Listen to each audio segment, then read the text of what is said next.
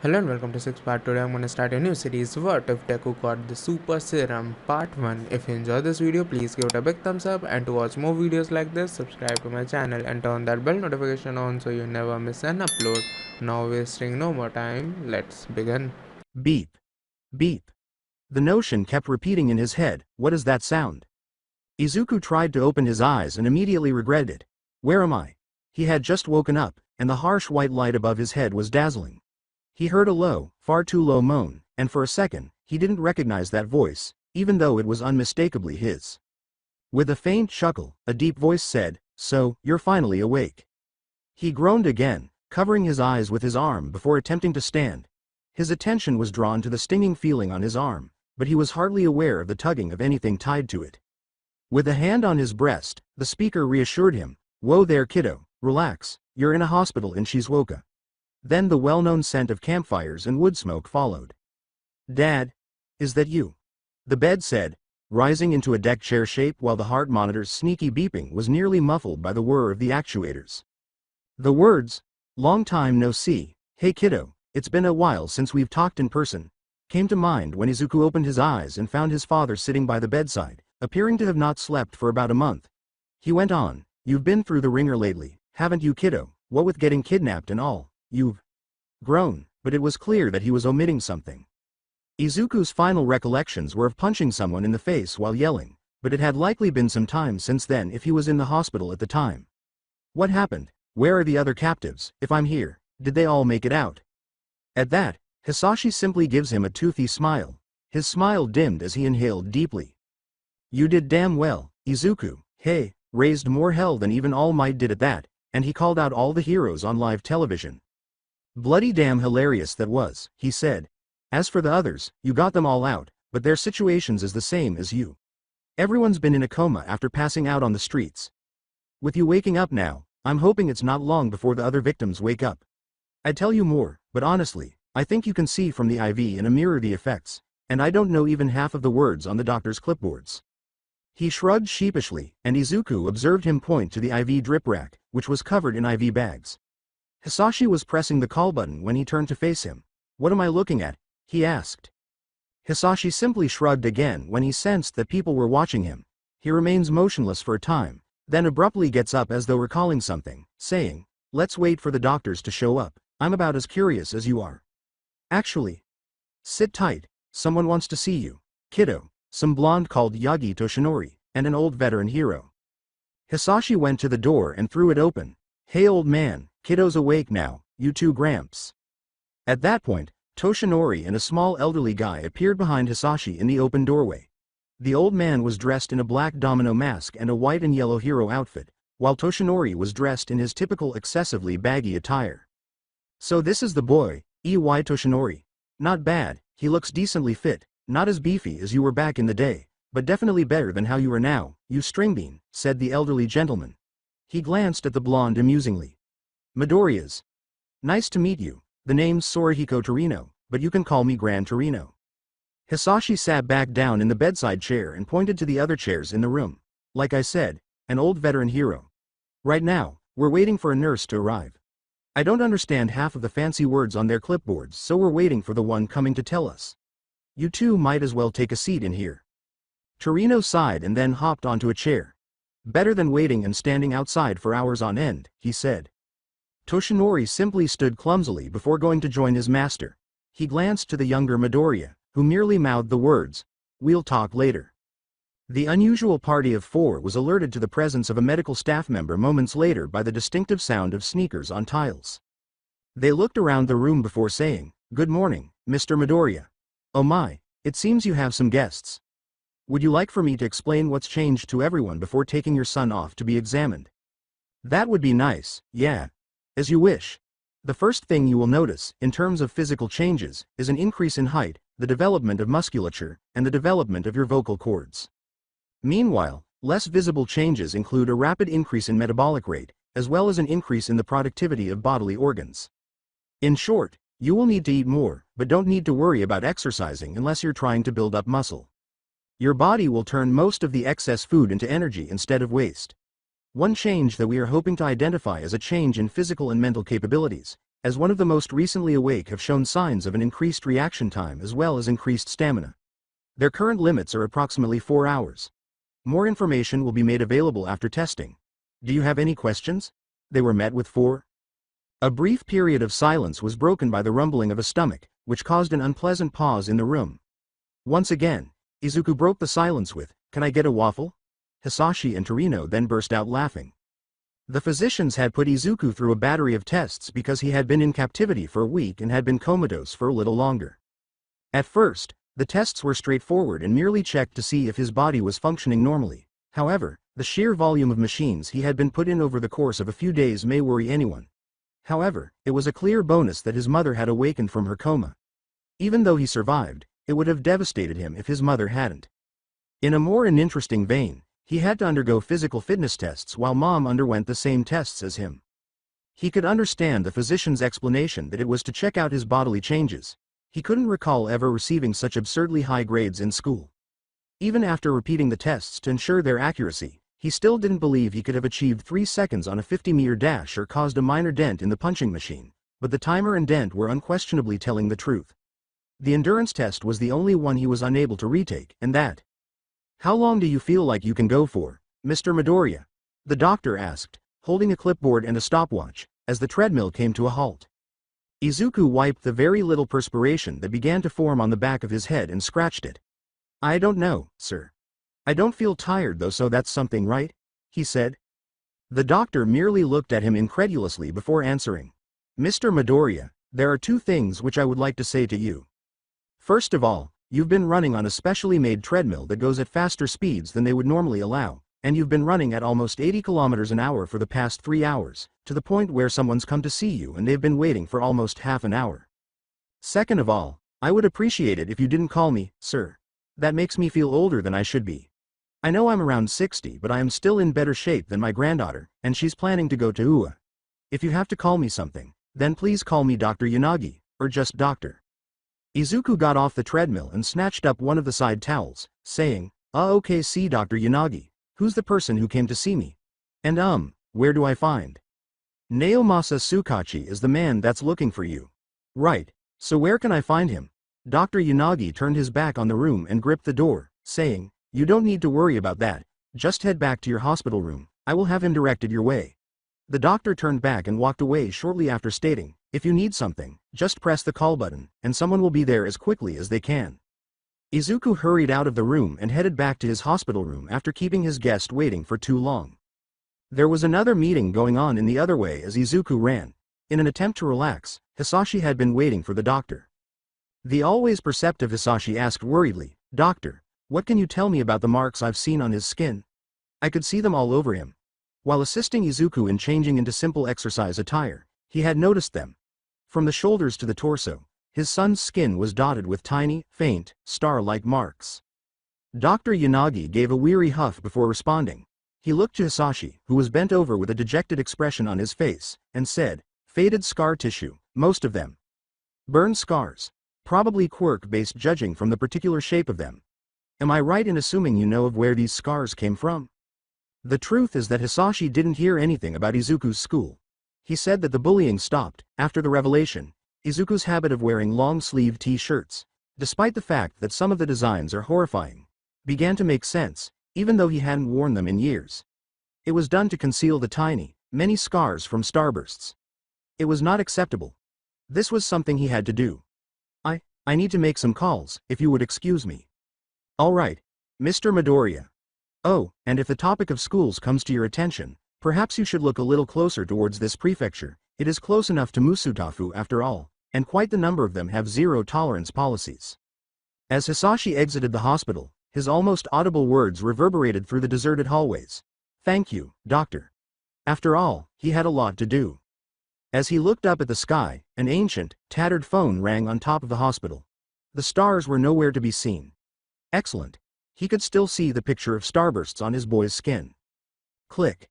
The principal's voice was muffled over the call's static as she asked, why are you calling this late, Hisashi? How is your family's recuperation going?" The impacts on the victims and his family were not on his mind at the time. "They're doing good, Principal Nezu, sir. There's been a surprising trend in all of the victims of that Yakuza group, but That's not exactly what I requested. Sir, would you mind preventing Aldera from entering? Izuku had woken up a week ago, but was still being held in the hospital room to be watched, and if you asked him, you could tell he was growing tired of hospital rooms. A plain-looking man with black hair entered his hospital room as the door closed. Good evening, young man. I'm Naomasa Tsukachi. I'm a detective working out of Musutafu. It's nice to meet you. The individual bowing as the door closes behind him. I know it's a little delayed, seeing as how a few days have passed by this point, but the police force needs to get your statement on what happened while you were in captivity. Izuku Midoriya is my name, and I will tell you what I can remember of the incarceration. Toward the conclusion of it, my memories faded after I punched someone in the face. He welcomed the investigator with a bow and said, "Nice to meet you. I am required by law to disclose to you that my quirk is lie detector before we start. When you respond to my question, I can tell whether you're lying." That is really awesome. Are the questions only yes, no? Can you answer more complicated questions as well? If someone tells you only a portion of the truth, does that still work? Can you spot when someone is just giving you tidbits of information? I apologize for interrupting you. Toshinori did say you loved quirks, but I wasn't quite expecting this, Tsukachi said, laughing. Yes, my quirk works on more complicated questions, however it becomes more difficult to notice if something is being omitted. Because it's simpler to determine whether there are further questions, I usually work with yes or no questions. Ah, that's really neat. It lets you get a lot of information from people too if you ask the right questions. All right, Midoriya, let's get started. All right, let's get this done.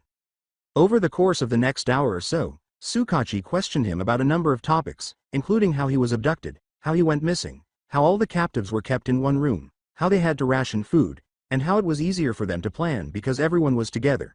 To Izuku's complete humiliation, the other victims told Tsukachi that he designed the majority of their escape plan. Finding the pattern in the guards' shifts, when they arrived, when they switched places with other guards, and which guards were more indolent than others was the first step. If Izuku had to be honest, this was the reason they had been held captive for so long. The prisoners had to work on this while also verifying their location. The next step was scouting, which was made simpler by the fact that one of the victims had a radar quirk. He told us that we were in a two-story building, one level below ground, with a stairway near the front entrance and what appeared to be a road in front of the building. Following scouting, we had to wait until the number of guards was as low as possible and for the times when the lazier guards were on duty. Thus far, the later it got, the lazier the guards were, and we assumed this was due to their alcohol consumption, primarily because some of the individuals with animal mutations kept muttering about some kind of odor. A female with a wolf quirk pointed out that the on-duty guards had been drunk for the previous several nights, so we finally managed to arrange a simple breakaway. After some work, we were able to unfasten the door to our cell, and someone even used it as a shield. That was smart thinking. The detective shuddered at the prospect of what would have occurred if the door hadn't protected them. Speaking of which, how exactly did the building's collapse happen? That door must have taken the majority of the hit when the building fell on top of you guys. We used one of the gas quirks to assist plot an escape route, but one of the guards had a stinging or zapping quirk. I'm not entirely sure either, but if I had to guess, I suppose it was a poor quirk combo. He gazed at his left arm, which had spiraled specks of whiter flesh twisted around it. It seemed as though he could make his fingernails into whips, and whenever he had them wrapped around something, it would feel like we were being zapped. Raibu, a low-level villain, with a quirk known as Taze. His quirk was wrapped around your arm when the rescue crew discovered you. What transpired near the end? You were running towards the villain before the feed cut out, he wrote in his notepad before turning back to Izuku in the security camera footage we were able to locate. He could still feel and hear the thug's face splitting as his fist struck it. Alright, I punched him in the face, really hard. The investigator made a few more notes inside the notepad before closing it, saying, so that's why his nose was broken. Well, thank you for today, Midoriya. This has been fairly informative, compared to what the other patients have told me. You are capable of handling things well. Keep your UA sharp and your strategic mind sharp. Hi will be a breeze. As the investigator moved toward the door, the chair behind him dragged across the floor. After giving it some thought, Izuku got up from his chair as well. Wait, how are you aware of that? Toshinori is the only one I said that to. He nearly forgot at the time because he had grown accustomed to referring to the man as All Might when he was receiving instruction from him. Why don't you ask All Might yourself? Tsukachi said, pausing at the door handle before laughing. Before leaving, he turned around and gave the young man a smile. The detective's remarks replayed in Izuku's mind as he gazed at the closed hospital door in confusion. Much to the young man's relief, he and his mother were released later that evening, and although the trip back was uneventful, minor issues arose when they returned to their apartment. Izuku had been kept at the hospital a little while longer for the final tests, and the last day was devoted almost entirely to the stamina test because he had no trouble running for nearly a dozen hours, even if he had been pushing himself at the 10th hour. "Mom, be careful. Be mindful of the shelf." Thud.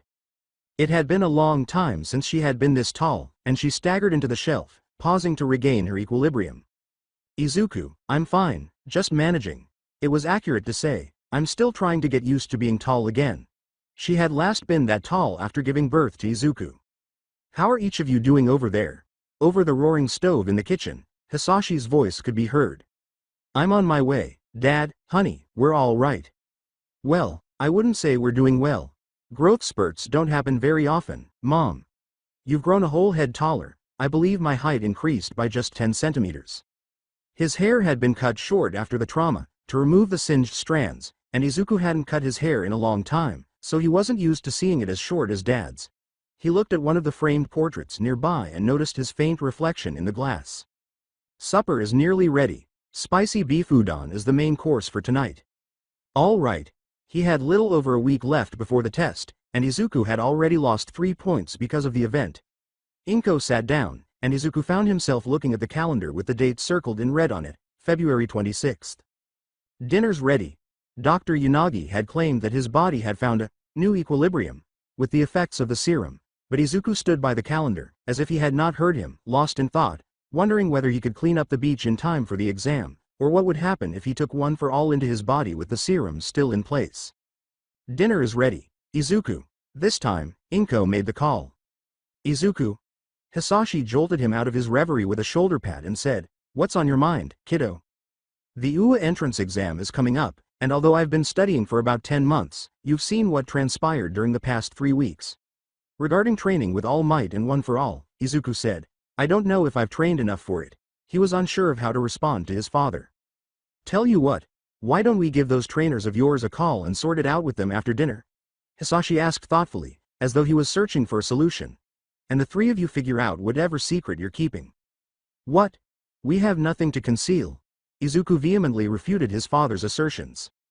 "Well, anyways, you should still talk to those 2 after we finish dinner. Now come on, let's eat before the food gets cold." All right. The Midoriya patriarch was relieved that his propensity for overcooking had served him well, and supper ended up taking a little longer than planned, with both Izuku and Inko devouring larger servings than Hisashi had remembered. "How long will you be remaining here, Grand?" Gran Torino had been living with him in the large but vacant apartment for the last 3 weeks, and Toshinori watched while his teacher ate taiyaki at his table. "Until you pass that quirk of yours along. Something tells me that the boy's father is gonna cause a few problems," Sorihiko said, finishing his current mouthful. "The father of young Midoriya? Why did you say that?" The abrupt change in subject caught him off guard. "Well, I was speaking with your successor when you were speaking with him." He stopped to eat another piece of taiyaki and to reflect. "What are you going to do about the boy's father, Toshinori?" Hisashi Midoriya is a pro-hero who excels in infiltration missions, so if there was anything the boy was trying to hide, he would have picked it up by now. Well, the symbol of peace searched his mind for an answer, but none came to him because he was not skilled at lying and did not know the Midoriya patriarch well enough. "Spit it out, Toshinori. What were you thinking about?" "Don't, well, me. To be honest, I don't know what I could tell him." "You're kidding." Sorihiko looked at his pupil for a while, wondering what else Toshinori might have done or what he might have overlooked. "Then you're going to tell me that the 2 of you did nothing but clean up that blasted beach," he said. "Correct?" "No, obviously not. On his days off, I've started training him how to box. I gave young Midoriya a goal to strive for because he already understood some of the fundamentals. Even while he waited for me to arrive, I caught him practicing." To be honest, Toshinori had been pleasantly delighted to learn that his ward was proficient in the principles of fighting. He had just witnessed the youngster striking and kicking, but those blows appeared to be firm, so he decided to assist his student by teaching him how to box. "Well, at least you have some intelligence despite your thick head." The older man sighed at his student's antics, saying, "Anyway, if you can't think of anything, we might as well call that rat Nezu and see what he thinks." Sorihiko thought it shouldn't have been that hard. and at least he got one thing right by teaching the child to box. After passing his phone to Toshinori, he took up the dish of taiyaki, which, much to Sorihiko's dismay, had gone cold during their talk. "Hello Toshinori, after all the preparations for your impending teaching job at my school, it's unexpected to hear from you once more so quickly. I owe the honor to what?" Nezu, the dog, bear, or mouse, was working on one of his projects while sipping tea in his office, despite the hour. He had recently added Aldera to the list of schools that were prohibited from taking exams, and he was monitoring the paperwork of students who were leaving the school. A number of students, including. "Good evening, Nezu sir. I wanted to know what I may advise Hisashi Midoriya regarding his son's future." "Oh, you mean how you want to impart your eccentricity to the boy? All right. What ought I to say? But what about the reality? How much can?" "Hold on." Through the phone's static, we heard wet splatting sounds, as if Toshinori's anger had triggered a coughing fit. "I apologize. Could you repeat that? I don't believe I heard you correctly." "How about sharing your peculiarity with Hisashi Midoriya? Are you certain, sir? Some of All for One's supporters may still exist despite his death. What makes you certain he isn't one of them?" "It's because he's one of my best agents. It's quite simple really." Nezu sipped his tea, which was still deliciously hot. Nezu could only hear Toshinori's astonished quiet over the phone for a little second before the blonde answered, "All right. I'll attempt to discuss it with him. Enjoy your evening, sir." After a brief period of silence as the call ended, the room was suddenly filled with almost insane laughter. "Oh no, it appears that one of my pupils will discover yet another secret of the state. My little flame breather, I wonder how you'll handle this one. Gods, it took longer than anticipated. Damn, I procrastinated too much. It was over 3 months. Although I suppose I will continue posting here for the time being, I am tempted to post this mess on AO3 because the search system on this site is completely garbage in comparison to it, and I can't have nearly as many tags as on the other site.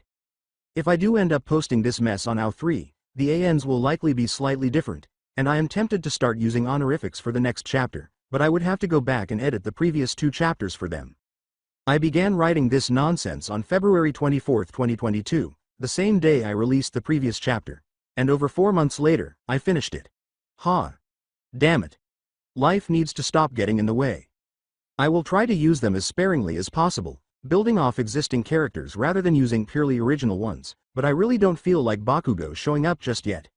In any case, I did a good deal of world building and setup in this chapter, preparing for the entrance exams, and I also introduced someone at the end, in part so that Izuku can talk to someone his age who isn't an OC. I'll elaborate near the end of the chapter, but for the sake of the reader, I'll dive right in. Happy reading. It was early in the morning, but Hisashi had not gone home from the night's patrols. Instead, he had chosen to travel to the beach where his son was training in order to gain some answers from the symbol of peace and his trainer. Hisashi sipped his coffee and gazed out at the ocean.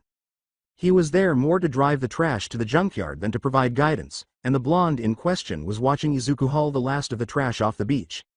Izuku had already loaded a big oven and a few other big kitchen appliances onto the back of his pickup truck. Hisashi sighed wearily and exhaustedly as he sipped the last of the steaming hot coffee. "All right, let me clarify.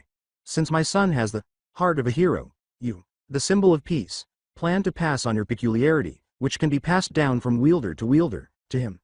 Am I understanding this correctly?" "Yes. The goal of this training was to prepare your son to manage my quirk's power without suffering any negative consequences. I think his body is now prepared to inherit it after everything that has transpired lately." Toshinori put out an open hand, and for a brief moment, Hisashi thought that something would actually materialize because of his intense focus on it, which gave the impression that he was imagining something floating over it. What more did he do, then? When Hisashi asked, "Don't tell me all you had him to do was cleaning, if that's all?" Toshinori appeared to be startled out of his reverie. "Obviously not. I also taught him how to box. After 8 months of practice, he has become fairly proficient at it." With a breath of relief, Hisashi said, "All right, let's go on to the next task. When Izuku receives the quirk registration file, what will you include on it?" "Young Midoriya will decide that." Toshinori stopped leaning on the railing and said, "Honestly, aside from keeping it from the public, I have no idea what to call it, which is part of the reason I keep it so secret." As he turned to walk, he saw Izuku waving at him and lifted his hand to return the wave. "Well, all right." Hisashi stretched and yawned before turning to face the beach and the horizon behind it. "I'm gonna get going. I need to take a nap. Besides, the sun's almost up by now." Hisashi turned to face the squat symbol of peace and said, "Oh, before I forget," adding, "tell him his homework for today is to brainstorm creative quirk names." He waved as he turned away. CYA. What to call it, what to call it? Izuku had been in this state ever since he heard about his father's unexpected homework at the beach. After being discharged from the hospital, he had discovered that his former school, Aldera High, had been banned from taking the UA entrance exams. Since UA's legal team was attempting to close the school due to child abuse and negligence, it was not surprising that this had happened, at least not to Izuku. Gran Torino, who for some reason stayed to watch Izuku go through different boxing stances and give him advice on how to fight different opponents, had left him with nothing to do for the remainder of the day, so Izuku had continued cleaning Dagoba, and that cane hurt. Gran Torino was definitely intimidating for such a small old man. Izuku whispered as he exhaled, "No wonder All Might is scared of you." What was that? Nothing. Oh, right. Now that only one rusted old van remains of the beach, it might as well be finished. All right. As he got closer to the damaged car, Izuku sobbed. The van was in poor condition, with the metal rusted and little any paint left on it. Fortunately, the chassis was not buried too deep in the sand, because after a few vigorous kicks about the vehicle, the front bumper was discovered. The van was slowly but steadily lifted out of the sand, and Izuku squatted down in front of it, wriggling his fingers under the bumper and trying to get a good grip. The metal moaned in protest as he tried to pull it up slowly, and the bumper crumpled under his fierce grip. 1 foot, 2 feet, 3. Gran Torino cackled off to the side, and Izuku gazed in judgmental silence, but the van apparently had other ideas, as the metal of the bumper tore apart from the rest of the car and it crashed on the soft sand with a dull thud. Gripping the bumper didn't work, and it probably wouldn't work a second time unless he wanted to develop tinnitus, but behind the bumper was what appeared to be a more robust frame, so Izuku shook off his lethargy and hurled the bits at the tidy pile of rubbish by the roadside. If at first, you don't succeed, Izuku went back to the vehicle and knelt down, saying, "Try." His hands found support beneath the deteriorated frame, and he made a steady motion, saying, "Try again," and he lifted the van's front end above his head. What did those folks put in me? Normal people can't carry this much unless they have a good strength quirk, Izuku thought as he rearranged his hands to better carry the vehicle to the pickup spot, surprised that he could lift the van despite it being almost a ton. No use thinking about that now. It's already happened, he said, sighing and shaking his head. He parked the van a bit harder than necessary and watched as it fell under its own weight. Izuku felt a sense of disappointment because, although he had cleaned nearly the entire beach by himself and come so far on his own, his accomplishment felt hollow now that the serum was running through his veins. And that's the last of it. The Gran Torino further crushed the wrecked car after landing on top of it. What now? Well, there's still that task that your father told you to think about. Right. Thinking of a name for all MI. Oh, that's your quirk, not Toshinori's. After he hands it to you, you will be the one to decide what to do with it. It will be your quirk. Gran Torino gestures for Izuku to follow him and begins to walk down the street. It will still have its original name, but it will also need a cover name for the records. Right, a name. I was just going to call it Superpower and move on, but since my dad said to make it creative. So, what is his peculiarity? I apologize. The former professional jumps up on the railing and takes a seat. What's his peculiarity? It will be necessary for you to think of a name for yours. Yes, your mother's as well. Well, my mother's peculiarity can bring her little items. The essence of it is a weak telekinesis quirk, albeit the term is frequently changed. He walked over to the railing and gazed out at the deserted shore. As for Dad's quirk, he refers to it as Dragon's Breath. His entire respiratory system is leagues stronger than a typical human's, and he can breathe fire. Among other secondary alterations, he is largely fireproof. Oh. Additionally, he is able to exhale smoke. Well, a telekinesis quirk and a dragon quirk. Additionally, you will inherit one for all strength. So I suppose I should give it a dragon-themed name. The young guy turned to face the mentor of his mentor. That will undoubtedly work, but you should explore it a little bit. Keep in mind to leave it open-ended enough to explain one for all strength, but that's plenty for now. You should go home and relax now that you've cleaned the beach. Get some rest because this is going to be basic battle till the test. He leapt down the railing and landed on the street, giving the young replacement a sidelong glance before merely waving and grinning. Tomorrow, bright and early in the morning, he said. That'll give you some time to think about a name. I'll see you then. Izuku turned away from the fleeing hero and looked at the empty beach. Right, I guess I'll see you later then Gran Torino, sir. The view of the boundless ocean was immensely satisfying, even though his victory was hollow, and Izuku continued after taking a time to appreciate the scenery. Fortunately, her law firm allowed her to take a break due to the kidnapping incident, and whatever drugs they gave her had made her more fit than she had been in years. In fact, she had a six-pack. She had never had one before. Mitsuki would have been thrilled if they had still spoken to each other. Inko stared at the mirror as she noted the changes in her body. The Midoriya matriarch, who had a lot to sort out, sighed and walked out of the restroom, saying, "I should probably get into a healthy routine. I don't know if this is permanent." She heard the entrance door open as she walked to the study area. "Tadaima. Oh, it's Izuku. Happy return, my love." To welcome her son, Inko entered the living room. She spotted Izuku's pondering expression, but this time she managed to avoid bumping into anything.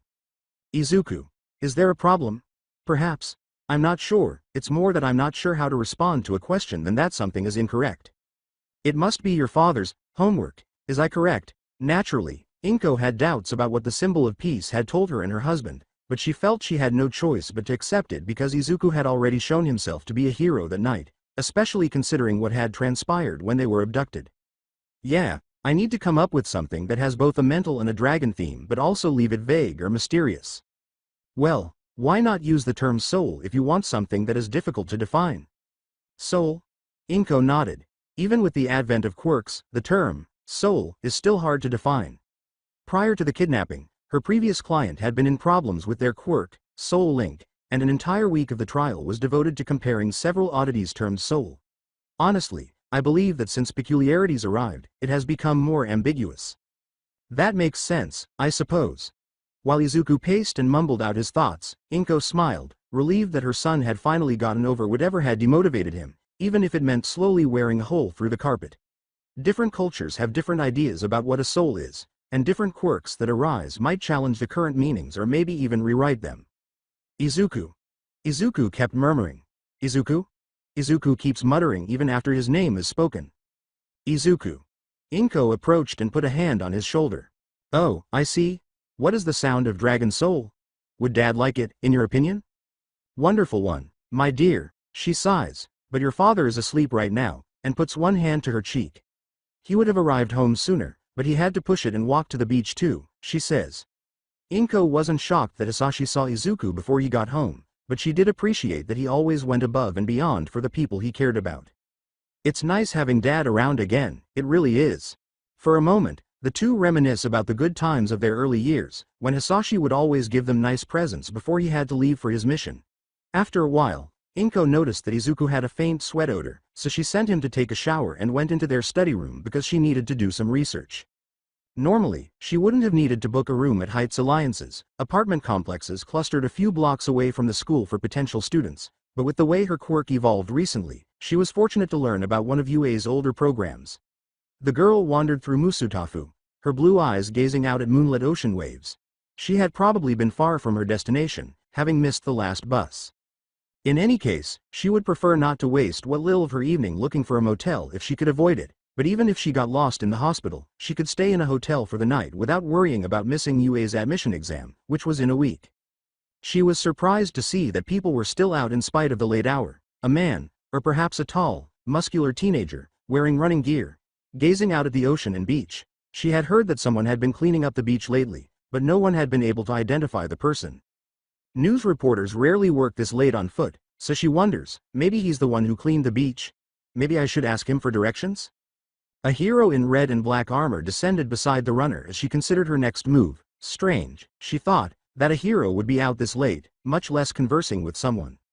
The girl tried to listen in on their conversation to satisfy her curiosity, and based on what she heard, the man in the tracksuit was about her age. The only thing she could make out, though, was that the hero in question was talking about a lost girl who was looking at, oh, he meant her. The hero pushed his son in her direction while he threw a wired projectile at the rooftop above, and when the younger man turned to face him, all he saw was the open ocean behind the Dagoba beach. The hero was dragged to the rooftops by a grappling hook, and after a moment of awkward silence, she saw him standing motionless, before both of his hands slapped his cheeks, and he began to approach her. His wavy green hair, gleaming under the street lamps, is the first thing she sees when he approaches, and he approaches her with a nervous look, but asks nonetheless. "Miss, may I be of assistance? I'm lost." Oh, well, are you certain of your destination? No Heights Alliance.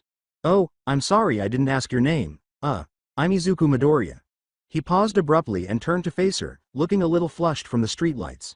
You're going to try to get into UA, Miss He looked ashamed that he had forgotten, but he then walked in step with her.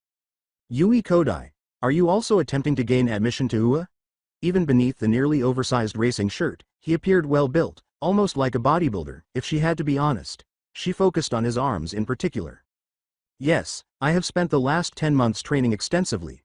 I just hope I'm ready for the test. UA churns tons of amazing heroes every year. He repeated numerous details about the hero school as he escorted her to the temporary dorms. She was genuinely interested in what he had to say about Mount Lady, even though the hero seemed to abuse her sex appeal. Eventually, as they walked, they fell into silence, but it wasn't uncomfortable, or at least not to her. She noticed that her companion looked nervous and likely ran out of things to talk about, even though learning about all these heroes was interesting. She nudged his arm to gain his attention, saying, "NN. Is there a problem? Could you elaborate on the peculiarities of gigantification?" There was something in that question that made Midoriya look at her for a moment. Did she say it weirdly? She didn't know. I mean, the way they operate. The mechanics of gigantification peculiarities vary from person to person, so I'm not too familiar with how they operate, but frequently the user reports a size comparison or a dull burning feeling across their body. However, I can only assume that the feeling is related to developing pains. He looked thoughtful as he spoke, recalling one of the earliest instances of gigantification quirks. There was a hero, a long time ago in America. Usually, people with gigantification quirks can imagine a lever they need to pull that goes with this, but sometimes it might not just be a lever. One of the things he could transform into appeared to have a gigantification quirk, and he was a shapeshifter. There are numerous tales of a gigantic dinosaur snagging the Empire State skyscraper, such as the Hourglass Giant, but there aren't many more stories remaining.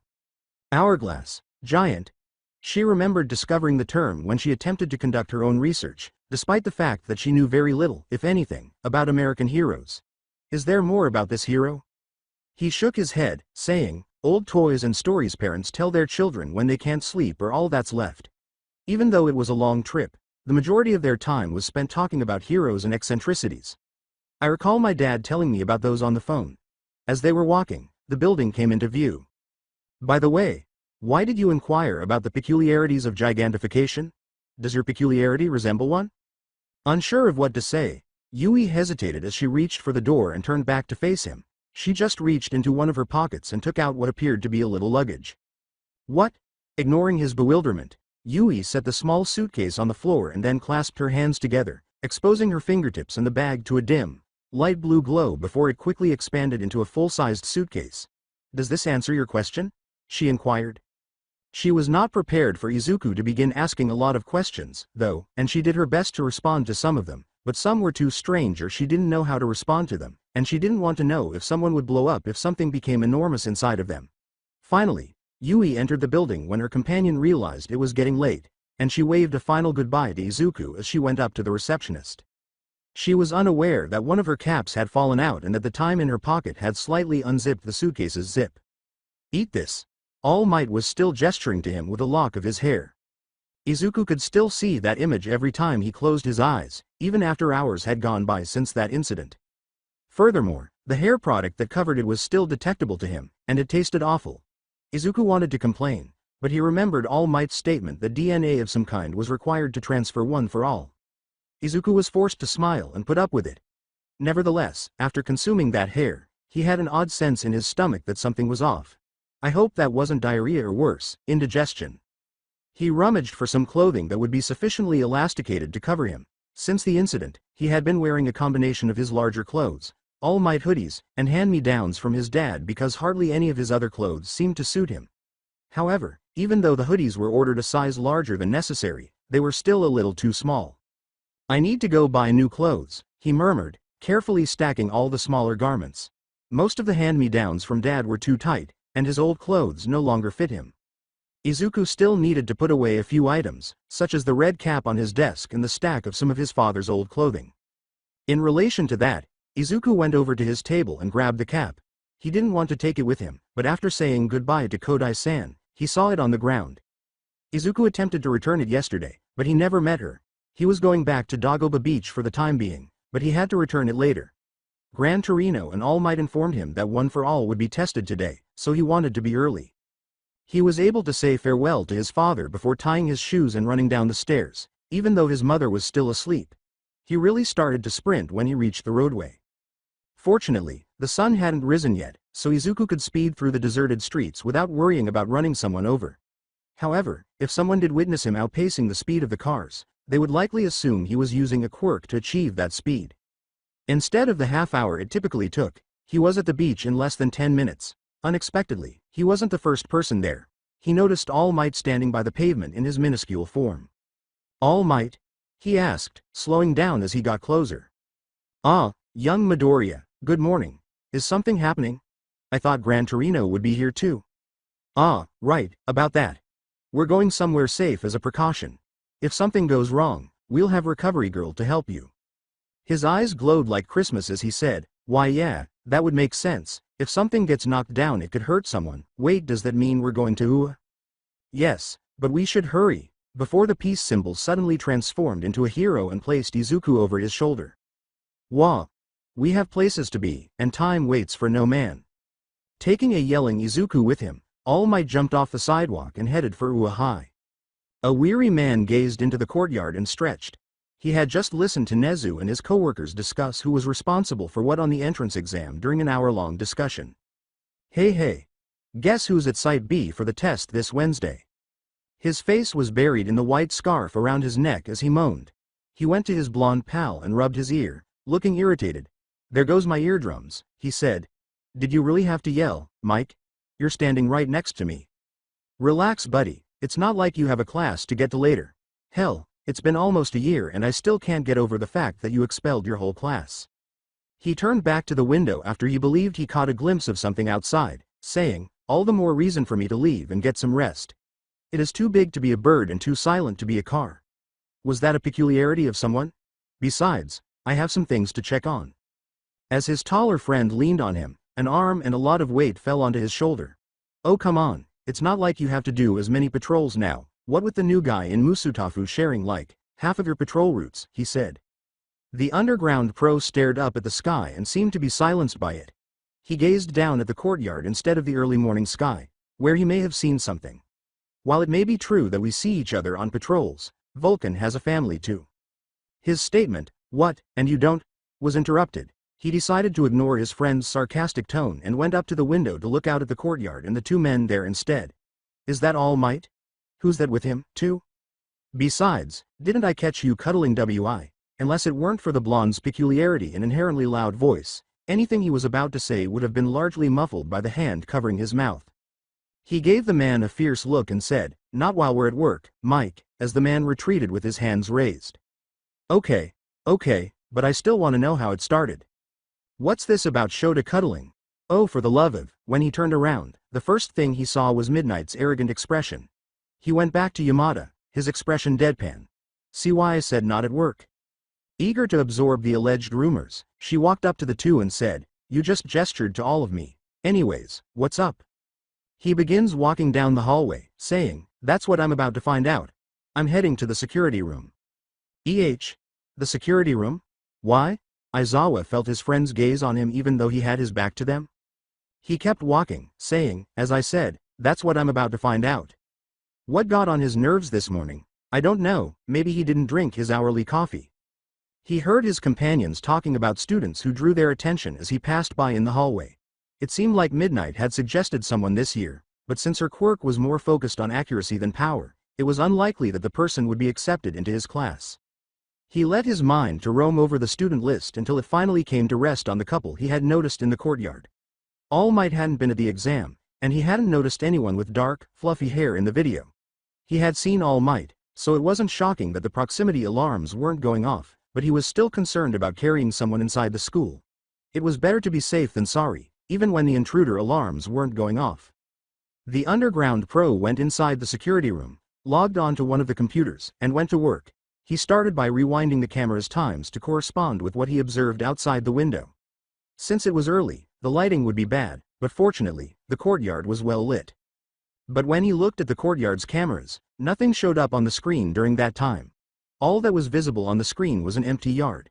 He scrolled the time forward, his attention moving from the fountain to the surroundings. Strangely, everything appeared to be the same. Other than occasionally seeing some of his coworkers in one or two camera angles, there were no strangers or out-of-place people in the hallways. He was certain that he spotted someone in the courtyard, but the camera feeds showed nothing. He sighed after searching his thoughts for answers without success. Looks like I won't be getting any rest anytime soon. He exclaimed, "Whoa, this place is huge," as he saw a large, deserted hall. Gym Gamma, based on the sign next to the door. It was hard for him to believe that he was in UA, much less that he was there prior to passing the entrance exams. Toshinori entered the building behind him and surveying the unoccupied area, saying, "Indeed it is, my boy, it's the perfect spot for testing one for all." He glanced between his own and Toshinori's fists and asked, "Okay, but how do I do it?" "Oh, that's simple." All Might's voice roared through the building, causing a wave of steam to emerge. "Just clench your buttcheeks and yell from the depths of your heart. SMAAASH. EH. Toshinori Yagi, you bumbling buffoon." Suddenly, a white and yellow blur hits the blonde's head from behind. Gran Torino continued to hurl a barrage of insults out of his mouth as he struck All Might over the head with his cane. Though he had to concur with Gran Torino on this one, Izuku wasn't sure whether to chuckle at his mentor's bad luck or to assist him because those directions didn't make much, if any, sense. It would have been amusing, but the more assistance he received in learning one for all, the better. "I can't explain. I can't explain," is what the peace symbol exclaimed. "Act not the face." With a sigh, the elder hero landed. "You'd better have a damn good reason, Toshinori. I said that to get him pumped up, so he'd hit the right switches without thinking about it." The older hero gazed at the blonde in thoughtful quiet for a minute. "That's smart. It's a good idea, but you should have given some instructions beforehand."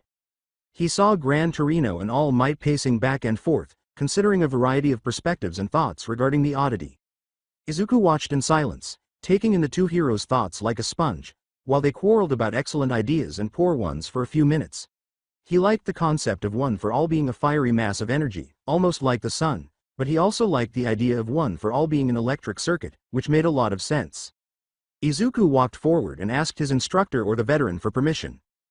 Instructions would be nice, but I kinda want to test something first, if that's okay." All Might breathed a cloud of steam and reverted to his slender figure. "Go ahead, young Midoriya. Please, let us hear this idea." Gran Torino seems thoughtful for a while. "Something's better than nothing, maybe that'll give us something to work off of." "Right, he said, pacing a few paces while attempting to organize his thoughts. "Right, I got one for all last night, and ever since I woke up I've felt different, like there's some sort of something burning in me. I thought it was just something I'd eaten, but it doesn't seem like it. Do you guys think this is one for all?" "My best guess is that it's one for all's energy inside of you, yes. So I was thinking, building off of something you guys said, if this feeling is like a fire burning in my heart, then what if I take that feeling and fill my arm with it when I punch?" Gran Torino's expression was arrogant as he asked, "The torch metaphor why? Maybe that'll work, but why don't we see if you can move this energy in the first place?" "Hi."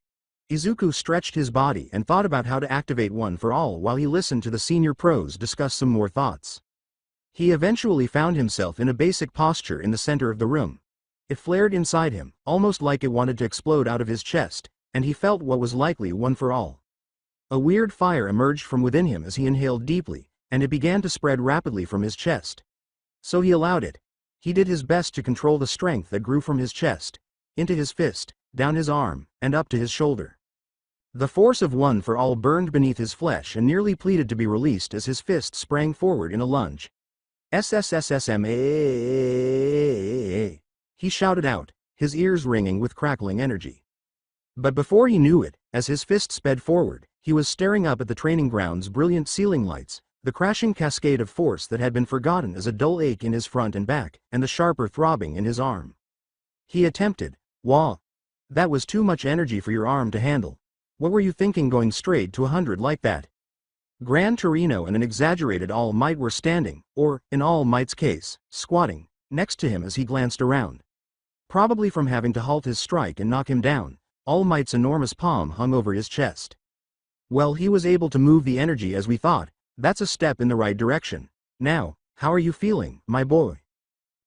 He squeezed his mentor's hand and plucked himself back up. My arm is sore, what happened? A rough voice replied, and a wooden club crashed into his shin. You overloaded your arm, that's what. You put too much energy into that punch and as a result, you almost blew it off. If I hadn't made Toshinori stop you, we'd be racing towards Recovery Girl right now. An examination of his arm revealed no significant wounds. On the surface, at least, none could be seen. Izuku had the impression that he had just attempted to raise the ancient van on the beach, but someone had fixed it up to the point where it was safe to drive. After a strenuous workout, he experienced a burning discomfort in his arm. As Izuku considered how to better use One for All, a number of ideas for fiery sources of energy flooded his mind. I managed to move it all into my arm, but it was too much for my arm to handle. I don't think the fire metaphor will work for now because of how fire can grow and spread uncontrollably, almost explosively as you said. He grumbled and lifted his arm, clenching his fist as he did so, out in front of him. He began to sort through the many concepts gradually, noting which strategies and concepts were successful and which weren't. Thankful that it hadn't fallen out on the way here, he took a notepad out of a pocket in his pants and began recording his observations. Gran Torino and All Might observed as he repeated this process multiple times, alternating between turning to the next page and turning back. The elder hero gazed at Izuku and asked, Toshinori, why'd I get the feeling that this brat could figure out everything about this quirk without us? The older hero could tell that the young successor had a remarkable intelligence, despite the fact that his actions were straightforward and that he only heard 1 out of every 5 words he spoke. Toshinori looked at his student and said, maybe he can, I just think that he needed a push in the right direction. Izuku's arms had crimson veins that flashed before they appeared to disappear. The veins gave the arm an almost ethereal glow, flickering between the two an irregular, lightless arm every few seconds. In the notes he had made as he worked through several concepts. He wanted a solution to reduce the power, even if the torch metaphor seemed to work well. It appeared that he had a problem with power regulation. The metaphor of the torch caused the fire to spread out too much and uncontrollably. Therefore, if a fire didn't work, perhaps its fuel would, and if he did use fuel, he might be able to compress it as well if necessary. However, compacting was probably a horrible choice for the time being. Gunpowder seemed to be a good way to keep things under control so far, but he also thought of a river and his father's fire breath, even though the latter felt strange to employ because he was using One for All. He went on to the other problem after coming up with at least 3 suggestions that seemed workable. He had a good notion of how to test the gunpowder theory, but he didn't think he would get very far without actually punching someone. Since he was unable to quantify his usage, it was also extremely difficult to determine a comfortable limit. It was odd. Both the force and what seemed like fire were palpable in his arm. As he went through his notes, he thought, perhaps I should get some feedback from All Might. Izuku glanced around the room while putting his notepad in his pocket. All Might. Can I test a punch again? The sight of All Might expanding into his boosted form seems to catch the two heroes' attention. If you're sure, young Midoriya, we'll stop you if it looks like you can't handle the power. Izuku dropped back into his posture when All Might reassured him, and he charged a piece of One for All into his arm. Beneath his flesh, the energy flickered and hummed in time with his every action. His fist rushed forward in a flash, bringing with it a rather strong burst of air pressure that poured all the way to the far side of the training area. The blast swept up a tiny cloud of dust. The blowback of that punch had only slightly damaged his arm. He couldn't resist grinning. As he glanced down at his arm, the power diminished. It was obviously hurting, and it had only minor blue bruises. In any case, he felt a sense of pride in his achievement. Unfortunately, the sensation was short-lived since a rough voice shouted into his ear. Again, Izuku spotted a black domino mask nearly immediately in front of him as he turned toward the voice. Wah! Izuku staggered back a few paces, taken aback by his abrupt approach. Keep firing off smashes, we need to see how long you can keep this up. Toshinori, you get over here too. Maybe with you, we can figure out exactly how much we're working with. The two hurried into position so as not to anger Gran Torino. Izuku stood just a few paces away from All Might, who was standing with his palm out and his own hand clenched into a fist. Izuku leapt as a foot stepped forward and followed into a lunge, and his fist grew stronger. Smash! As he watched buildings zoom by, he gasped. Despite his greatest efforts to restrain himself, his newfound strength had overcome him. Standing on the train, Izuku bemoaned the fact that his borrowed jacket had torn apart during his demanding assessment yesterday. As the train arrived at the station, he repositioned the straps on his bag. After 2 weeks of putting off buying new clothes, he was headed to the mall. Doors opening. Please stand clear. Taking a deep breath, he entered the room. He is struck by a blast of cool, clear air. He rolled his sleeves back down, as far as they would go, even though he couldn't feel much of it. His hands used to be wrapped in his Silver Age sweatshirt, but now it only hung around his wrists. In addition, the sleeves were so tight that he could see his muscles showing through the material. Izuku arrived at the mall quickly, and finding a clothing store took even less time. Fortunately, he wasn't there to replace his whole wardrobe. If he was, his father would have taken the wheel so they could drive back with all the clothes. As he entered a store that had a sporty appearance, his mind began to wander. At first, he was shocked to learn that they still owned an automobile. As he departed on the long-term mission, Izuku had assumed his father had sold it, but as he and his mother were driven back from the hospital, they saw the same big, dark gray car he had seen as a young boy. For the time being, all he required for Yui's practical exam was a pair of cozy workout clothing. That's how he ended up at the register, watching the clerk clumsily while he packed his new things into his rucksack. Although it wasn't the prettiest, the top felt sturdy enough to hold up throughout the test. When the clerk told him to come back, he waved and left. Fortunately, his trip to the store didn't take quite as long as he had anticipated, but then, he didn't have much to do. He felt someone tap him on the shoulder just as he was going to ask his mother if she needed anything from the stores. A few seconds later, a soft voice shouted his name, Midoriya-san. Izuku looked back and saw, wait, this was the girl he was looking for. Yui Kodai-san, right? He inquired, unsure of the exact reason she had come to him. Maybe it was just that she was saying hi and being friendly. Did they have a friendship? Because of how awful Aldera had been to him, Izuku was unaware of the importance of friendship. She nodded, staring at him from beneath her hood with a nearly expressionless face. And then, he tried not to show it, but he was amused by the way her hair matched the sweatshirt. Hi, are you ready for the entrance exams? However, he merely received a shrug in return. They stood silently for a few seconds. Since this was the first time he had spoken to a girl his age in the mall, Izuku was at a loss for words. After a little pause, she looked up at him and said, I'm nervous. I came here to try to find an arcade or something to take my mind off it, but I can't locate one. You're from this area, right? Do you know where an arcade is? Izuku froze for a second. Although he was aware of the arcade's location, he had never entered there. Why yeah, I know where one is, but I've never been inside, so I don't know if it's any good or not. After a minute of deliberation, she curled up a little. Guess this means we'll just have to find out. Even though he didn't want to, he ended up standing far within the arcade.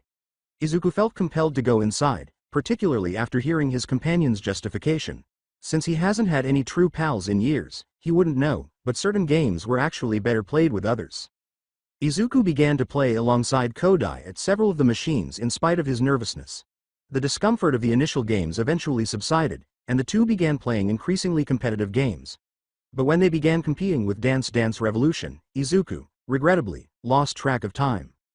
Only after they had drawn a gathering and he had stepped too hard and damaged the platform did he realize the truth. The plate cracking was so loud that it caused both of them to freeze in place. As Kodai took hold of Izuku's hand and dragged him away from the broken plate and past the throng of spectators, Izuku stared blankly. Though the image of the damaged machine lingered in the back of his mind, he was too distracted by the fact that a female was holding his hand. The two had left the mall and run till they reached grass underfoot by the time they halted. As they slowed down, Izuku noticed orange skies overhead. The two of them had been in the arcade most of the day. At that moment, the realization hit him hard. He felt embarrassed that it had occurred, even though he found it amusing in his imagination.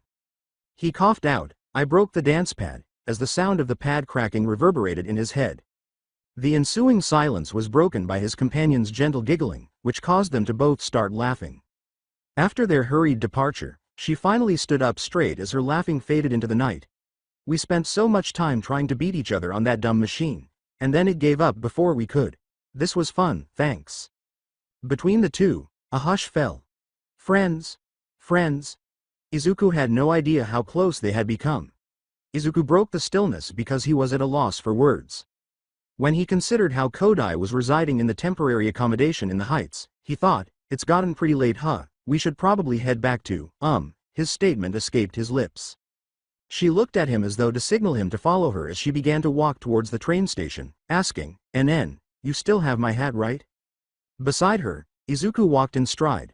Why yeah, it's on my desk in my apartment. I could bring it to you tomorrow before the exams. She took her phone out of her pocket and launched the phone app, saying, well, I don't like mornings, but I suppose that works. Here, give me your number. And Izuku's brain vanished once more. He nearly ran into a traffic sign because he was so thoroughly in the zone. Hello? Midoriya-san? Huh? Izuku's attention went back to Kodai's phone and the surroundings. Can you give me your number? It'll make it easier to meet tomorrow morning? Izuku entered his number into her phone and said, oh right. This was not at all what he had anticipated. He was asked for his number by a female. Was he thinking too much? Most likely, but Izuku had a point in making coordination easier, and it wasn't like she understood what else to do in this circumstance. But all of Izuku's mental brakes went off when she hit the call button rather than putting her phone to sleep. He yanked his phone out of his pocket as he gasped for it. However, before he could take any action, his partner ended the call. There, now you have my number too. You might want to save it in your contacts though, so you know it's me later. I guess this means we'll talk later then? We'll talk later. As they passed through the station, the two were silent again. Given that he had observed her fading away, Izuku had assumed that her words were, see you later. Izuku then focused on the charts that were displayed on the station's walls. The train was scheduled to depart, and, oops. Doors closing. Please stand clear. Izuku rushed toward the train and through the open doors as soon as he heard the high-pitched whistle of the announcement systems. However, Izuku overlooked the flyer on the ground since he was in a hurry. He managed to enter the train compartment, but the flyer caused him to slide on the ground, nearly colliding with the wall across from the door. Izuku saw the leaflet attached to his shoe and the suppressed laughter coming from an adjacent seat once he was able to straighten himself. Once more, it was Kodai. We're heading in the same direction, aren't we? Izuku looked at Kodai and let out a shaky breath. Why yeah, I guess we are. Yui stood outside Yui's entrance and searched the crowd for a dark green, fluffy head, as they had decided via text. She was still feeling quite nervous about the day's exams, even though she had spent much of the day before at the arcade with her new buddy. She had no way of knowing if her quirk would start acting up during the practical, but she was confident she would receive a respectable score for the written component.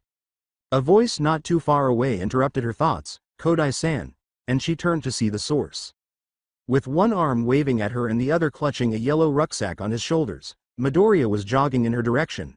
She waved back, trying not to look too intently. She could readily see his toned and muscular arms because, after all, he was wearing a sleeveless training shirt, even though it was mid-winter. Good morning, the young man said. After saying, morning, she couldn't help but yawn. She wasn't used to getting up before 10 because she had become accustomed to waking up later after living in Yui's temporary accommodation. She brushed her scarlet hood aside and gazed up at her partner, asking, are you ready for the exams? The response from Midoriya was, as ready as I'll ever be. Let's hope 10 months of training don't go down the drain. She couldn't help but think about what he had said, but maybe she wasn't supposed to hear that last part because he was so silent. Given that she had heard of someone entering the school with no formal instruction and passing with flying colors, 10 months of intense training seemed excessive for Yui's exam. A hand tapped his chest to direct his attention to her, saying, if you ask me, 10 months seems more than enough to get in. After examining his eyes, she remarked, so you have nothing to worry about. All right, he said, turning his bashful gaze away from her. Wanna head inside? The exam's gonna start soon, and we need to get to our seats. Yeah, let's do this. Yui silently trailed behind him, unsure of what to say and not in the mood for small talk. As they passed the brunette standing beyond the threshold, she glanced absently around at the garden to the side. In Yui's courtyard, several people were still trailing behind and making their way slowly in the direction of the gate. Some appeared to be trying to get themselves excited, while others appeared to be about to faint. Hell, there was a little lad trembling like a leaf, with hair that looked like grapes. The two decided to ignore them for the time being and went through the doors, where the teachers swiftly led them into the exam rooms. But she didn't realize she had forgotten to ask for her hat until they had parted ways. It was always the written tests that came first. The practicals were always held in the afternoons, but they were held in the mornings. It seems that the intention was to make sure that no pupils would faint from weariness midway through the written exam.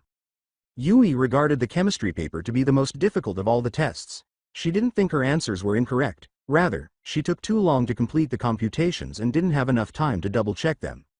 With a sigh, she entered one of the numerous lecture halls, realizing that there was no point in dwelling on the past. Finding a seat took a few minutes, and it took even longer for Present Mike, the hero, to arrive and start a presentation. It appeared that they were battling robots, and each one was worth a certain number of points. Did a cutoff grade exist as a result? She looked back at the stage as Present Mike resumed her explanation. Oh, there was Midoriya. Someone with a stick up his ass was shouting at him. It seemed easy enough what she needed to accomplish. She thought the entire admission exam was one giant hack and slash game, but everyone was playing it.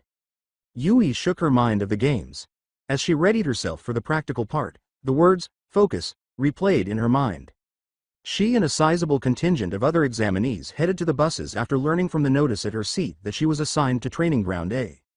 A girl with white hair and light skin ended up sitting next to her. She would have believed she was a ghost if she hadn't known any different. There were a few attempts at communication, but the tension was too high to break. In the end, Yui watched everyone in silence until the bus came to a stop at the testing grounds. The following seconds could only be described as pandemonium since, 1 minute, people were gathered around, waiting for Midnight, the on-site announcer, to count down. Then, the doors were flung open, and Midnight yelled, "Go!" while cracking her whip. The other contestants stared around in disbelief as only the boy with the purple hair that defied physics hurried forward. Midnight had to call for the others to start moving. She took a deep breath and let it out before sprinting ahead and dodging the other competitors. Yui was not going to allow anyone to stop her from becoming a hero. Hitoshi saw the gate open and hurried ahead. He probably just ignored whatever countdown the site's proctor was shouting since he was too tunnel-visioned. Oh well, he concentrated on locating a weapon instead. To tell the truth, he didn't have high expectations for the test. His preparations were thrown off when he was kidnapped, and his peculiarity was essentially pointless in this situation. Finding something useful was his best chance. He doubted he could break a door from its hinges that easily, but if he were strong enough, he could grab one from one of the buildings on the site and use it as a shield. His only chance of passing the practical was to use that as a weapon and pound his way through as many robots as he could, because he was fortunate to know that pipes on some buildings would fall off if one were to crash into them with enough force. Unfortunately, an enraged one-pointer pounced directly at him when he ran into one of the alleyways. He sprinted past the robot and farther into the alleyway, sliding beneath the mechanical fist. Cornering himself was probably a bad plan, but it made little difference. He wasn't above placing himself in a little danger since he wanted a weapon. Hell, he had dove in to protect some green broccoli from a collapsing structure in spite of all conventional sense. Fortunately, despite a few shattered ribs, the majority of the harm was absorbed by the door he was carrying. After looking around the alleyway for a moment, he slammed into the pipe he intended to utilize. He smiled as the pipe fell into his hands, dislodging as effortlessly as he had anticipated. Hitoshi used the makeshift bat and glanced back at the one-pointer as it slowly got closer. Even though it appeared to be the weakest of the robots, it was still much bigger than Hitoshi. With its weight and momentum, it nearly crashed into the empty dumpster behind him as it surged at him once more. He brought the lousy weapon down on the one-pointer despite his fears and the ringing sound of his own heartbeat since it was slow to spin. Before it swung its fist at him, it did this once, twice, and 3 times. As the fist flew above Hitoshi's head and struck the wall next to them, he was reminded of the building's collapse by the sound of bricks falling. He pushed his bat forward at the robot's head and into its eyepiece, shaking the thought out of his mind and the sensation back into his arms. The robot shivered, hissing and whimpering, then sagged forward and over him. It appeared that the thing had halted. Did he beat it, then? When he pierced its eyelets, it seemed to instantaneously go down, but his initial attacks merely slightly dented its chassis. Perhaps I have a chance after all, he thought. Crawling out from under the robot, he smiled. He didn't know if stabbing them in the eye would work for the remaining villain point, and his chances were minimal. If he tried, it would be a risk, but he was prepared to take the chance. In an attempt to outdo her rivals and obtain an edge, Yui raced across the exam field. On her way to the site, she began pocketing the gravel fragments and other strange bits of material before the gates had opened. She intended to toss these fragments and have them grow as soon as they left her hands in order to use them as ammo. She had figured out some time ago that when something expanded, its weight varied accordingly, and that its momentum changed along with its weight. She learned that her gigantified possessions may cause a lot of harm from a snowball fight that ended in an emergency hot bath when she was a child. As Yui ran farther into the cityscape, ignoring the fighting students, she came across her first villain bot, a strange hybrid of a mouthless piranha plant and a scorpion. She swung her enclosed hand at the enemy and took a tiny quantity of pebbles out of her pocket. The chunks exploded in size as soon as they left her hand, smashing through the robot and sending its fragments hurtling back. 2 points, she mentally tallied. She sprinted ahead, looking for more points in the fictitious metropolis. While the occasional 3-pointer required more stones to smash, the majority of the robots she came across were taken out with a single volley. She was also beginning to pick up on each robot's tricks. The 2-pointer was nearly the opposite of the 1-pointer, which was quick yet slow to turn. Given that it attacked by throwing beanbags at people, the 3-pointer was more of a tank than the first two, both literally and figuratively. When she discovered tons of beanbags strewn across the ground, she initially believed they were a harmless and unimportant alternative. The impacts felt like baseballs being thrown from her school's old pitching machine, only worse, so they weren't to be taken lightly. Their unexpected strength was demonstrated by the increasing number of welts on her body. Yui ran up to the remains of the most recent robot to shred bits of its plate and shove them into her pockets. Because each handful comprised multiple rocks, she was running low on ammunition. She hoped she wouldn't squander as much on each robot if she used the shrapnel as weapons. She ran farther into the field with a fistful of shrinking steel. Inhale. Exhale. In the final seconds before the gate opened, Izuku repeated this. He peered up at the huge door, sweating buckets and twitching his fists. From the person with 6 arms to the blonde doing strange poses for one of the cameras, almost everyone else appeared prepared for the tests. Certain peculiarities were simpler to recognize, or he could at least make educated guesses about them. Clearly a mutant type, the individual with the 6 arms was probably stronger. If the blonde's belt was any indicator, there were even a few folks with what appeared to be accessories to go along with their eccentricities. He felt a large hand clamp onto his shoulder, suggesting that he was muttering aloud. That almost made him jump out of his skin, though he didn't want to admit it. What are you doing here? Are you taking the entrance exam to interfere with everyone else? He turned to the stranger and nearly winced at his own volume. And no, of course not. I'm just wondering why nobody else here looks that nervous, he said. He took a step back and looked directly into the examinee's eyes, catching a glimpse of a black and blue jumpsuit. He believed he spotted pipes protruding from the jeans where they stopped beneath his knees. This is kinda a big deal. A really big deal. UA is a national school after all, and it has really low pass rates. He was frightened into silence by what sounded like a distant call, so maybe he started to veer off subject as he talked about how important the admission exam was. Everyone else had heard it and turned to face one of the buildings, so it wasn't as far away as he had assumed. From the top of it, he could hear Present Mike's voice. His focus was divided when he heard the gates opening while the shouts persisted. While he wanted to listen to Present Mike, he also felt that he might as well bolt if the gate was open. After all, Izuku had interpreted the hero's "okay, start" as an order to leave. Izuku threw caution to the wind and ducked through the crowd, jumping over everyone when he reached the thickest area after noticing a few other examinees staring anxiously at the gate. The ability to leap over someone's head was a surprising but useful benefit. He got to the head of the crowd, in front of an open gate, by leaping over the competitors. He smiled as he ran ahead, flying through the gates with such power that his step broke the concrete. He knew better than to falter from the escape plan, even though he felt horrible for forcing his way through the mob. Everybody appeared to start running after him. Shouts and frantic cries rang out behind Izuku as he dashed inside the exam area. However, it appears that he wasn't the only one who was swift because the examinee who had attempted to reprimand him before could be heard sprinting up behind him.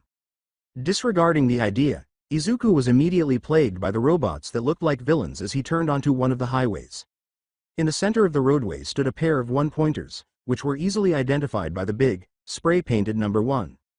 Izuku summoned the more recognizable heat of One for All and urged it into his arm, just as he had done for hours on end with Gran Torino and All Might.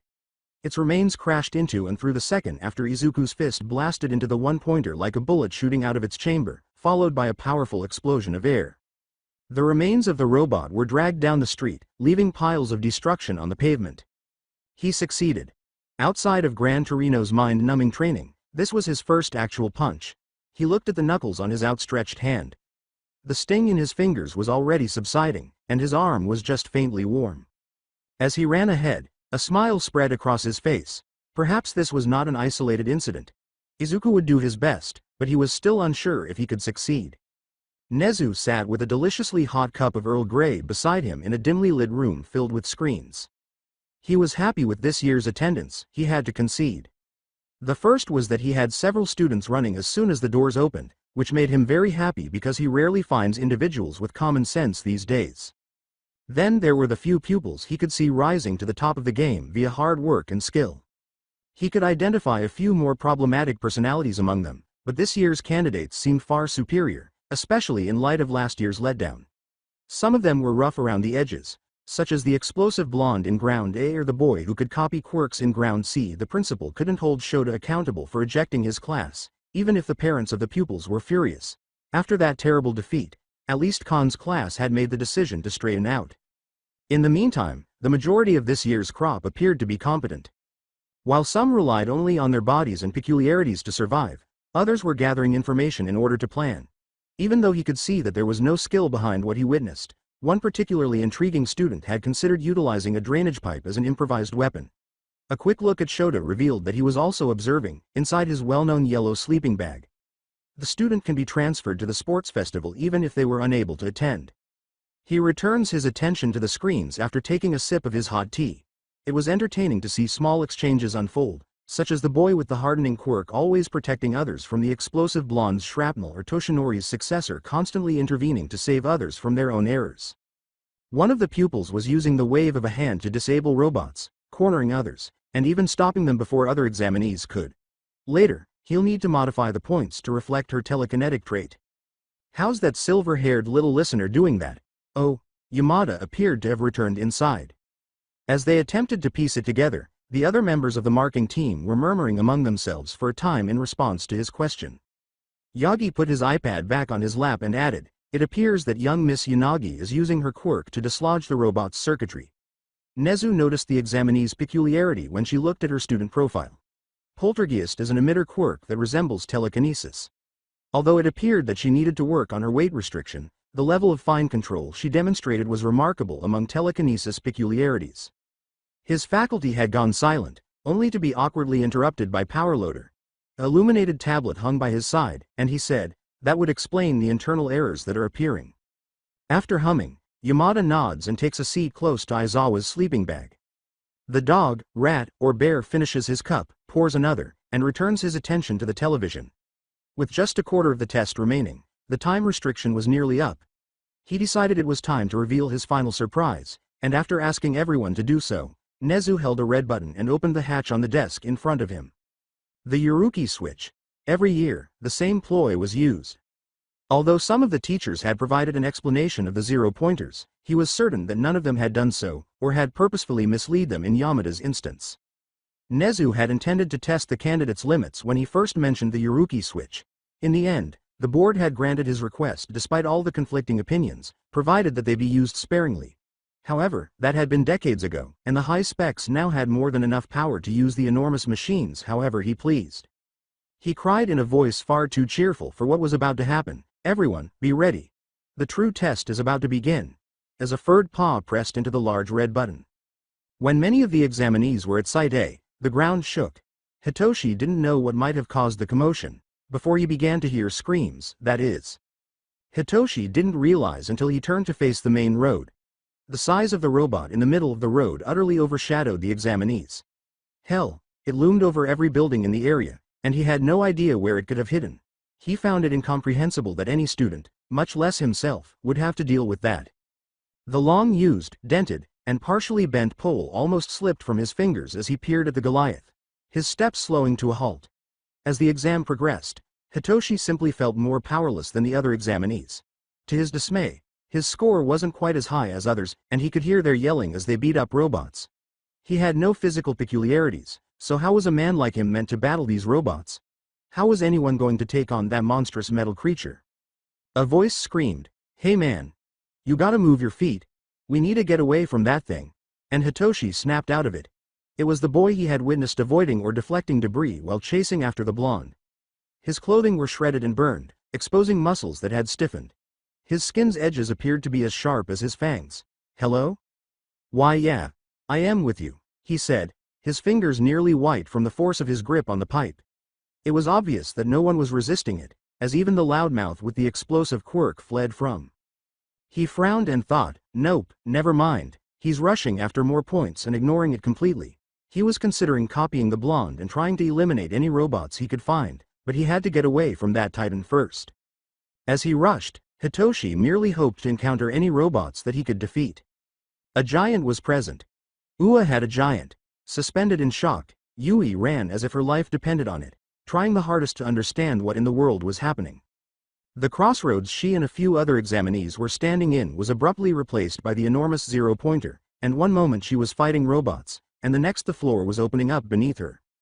How could Yui have possibly included anything like this on the entrance exam? As she rushed, she became enraged. She could see and hear the giant's mayhem as it wreaked havoc throughout the city, even as she ran. There was nothing she could do but keep escaping it. The zero-pointer was quick for a metal object of that size. Abruptly, the few examinees who were sprinting next to her ducked into an alley. She had heard that rather than attempting to outrun it, they should try to relocate so that it couldn't reach them. Everyone in the quartet seemed to agree, as it seemed like the best idea she had heard all day. The earth trembled and she raced with them into the alleyway. As they raced, the zero-pointer had been gradually closing in on them, but now that they were in a smaller area, she hoped it would be too large to reach them, even if it meant she wouldn't be able to use that. But as they dashed into the alleyway, she felt uneasy about something. The rumbling continued to approach, as though the zero-pointer was directly targeting them. She had no way of knowing. But the truth was that it was still drawing near. When it came to a stop at the alleyway's entrance, she could see its shadow. They found themselves in a corner. Gazing down at them, the zero-pointer towered above the passageway. Its hands squeezed against the nearby houses' roofs, causing them to shatter and fracture beneath the pressure. As the giant robot battled its way toward the group, pieces of debris dropped in their direction. The girl with the ginger hair behind her used her expanded hands to block part of the rubble, but it probably wouldn't be very effective against the zero-pointer itself. As she looked back, she noticed that their silver-haired companion was swinging her arms around as though she were pushing them herself, and some of the debris appeared to knock other pieces out of the path on the way down. However, the telekinetics were unable to address the zero-pointer despite their best attempts. Yui exhaled as she watched the zero-pointer claw its way closer. The disadvantages were going to be terrible, but future Yui had to handle that. Cerulean eyes scanned the alleyway, from the zero-pointer at the alley entrance to her comrades at her side, while she shook her head. She reached out, steeled her will, and touched them both on the shoulders to get their attention. "I'm going to do something, but I need a lot of room, please stand back." She ran frantically at the titanic robot as the two slowly retreated, still shielding themselves and one another from the falling debris as each step drew her closer. As she rushed, the chant echoed in her mind, "Imagine the lever, imagine the lever, imagine the lever," and she tried to see the lever in question, pushing it as hard as she could in the hopes that her gamble would be successful. As she worked, she began to experience a terrible, nauseating heat, followed by a surge of dizziness and a blast of cold winter air. The sensation came again and again with every stride she went. Before she encountered the monster, then metal fell. It took only a few seconds for the new giantess to topple the zero-pointer. Its interior components detonated on themselves, crushing its armor beneath several hundred tons of debris. As her enormous form lay on top of the crushed robot, trying to collect her mind enough to switch off her quirk, she found the backlash to be highly effective, but it felt like hell. She gulped for oxygen, shrank back to her former size, and did her best not to pass out from terrible sickness. Due to the somewhat incapacitating mix of being extremely hot and lightheaded, it took her a few moments to comprehend all that had just transpired. She experienced a strange release of pressure, as though she had been in a pool for too long. A zero-pointer had just been defeated by her. Everyone was attempting to flee from a robot. Even though giant form had terrible disadvantages, it was nonetheless powerful. She was dizzy. Perhaps employing the enormous form has that impact as well. She was also unable to feel much. Maybe that's why, while trying not to faint, it took her almost a minute to realize that someone was massaging her back in circles. It was easy to run around the test site. The difficult part was locating robots. Izuku was aware that the test would last 15 minutes, but during the last two, it became more and more clear that there were only so many robots at the testing location, and he was unsure if 49 points would be sufficient to pass. The more he ran, the longer it took to locate each villain robot. Although he believed he had earned a respectable number of points, he was unsure if they actually counted as his. He had been keeping track of how many he had defeated. He would save other examinees from half-beaten robots in 1/3 of them. He needed to find more robots to destroy because the clock was running out, but when he began rushing past shouting individuals, that notion was thrown out the window. The ground started to tremble more and more as he raced till he finally spotted it. The zero-pointer, destroying structures and driving examinees away. Isn't this a little extreme? He thought as a cloud of dust swept over him. The speedster that had before confronted him gave him a quick glance before rushing past him, suggesting that Izuku had also spoken it aloud. He turned to join the other escaping examinees and tried to get away from the zero-pointer, but he stopped dead in his tracks as he heard a cry of anguish. He pivoted to confront the robot, his body also moved by itself. For most, the next few moments passed too quickly. The dust cloud was blown away by a strong gale that followed a flurry of footsteps. One of Izuku's foot struck the metal of the zero-pointer's hand, crumpling as he fell, breaking the pavement beneath him. He kicked off of the hand with another tremendous leap, and the examinees were buffeted by a second rush of wind. He was aware that he would gain nothing by eliminating the zero-pointer. He was aware that removing it would cause him to overexert himself and ruin his arm. However, he couldn't watch helplessly as that beast demolished the center because doing so would only do harm to others. If he did, the girl who screamed would be crushed.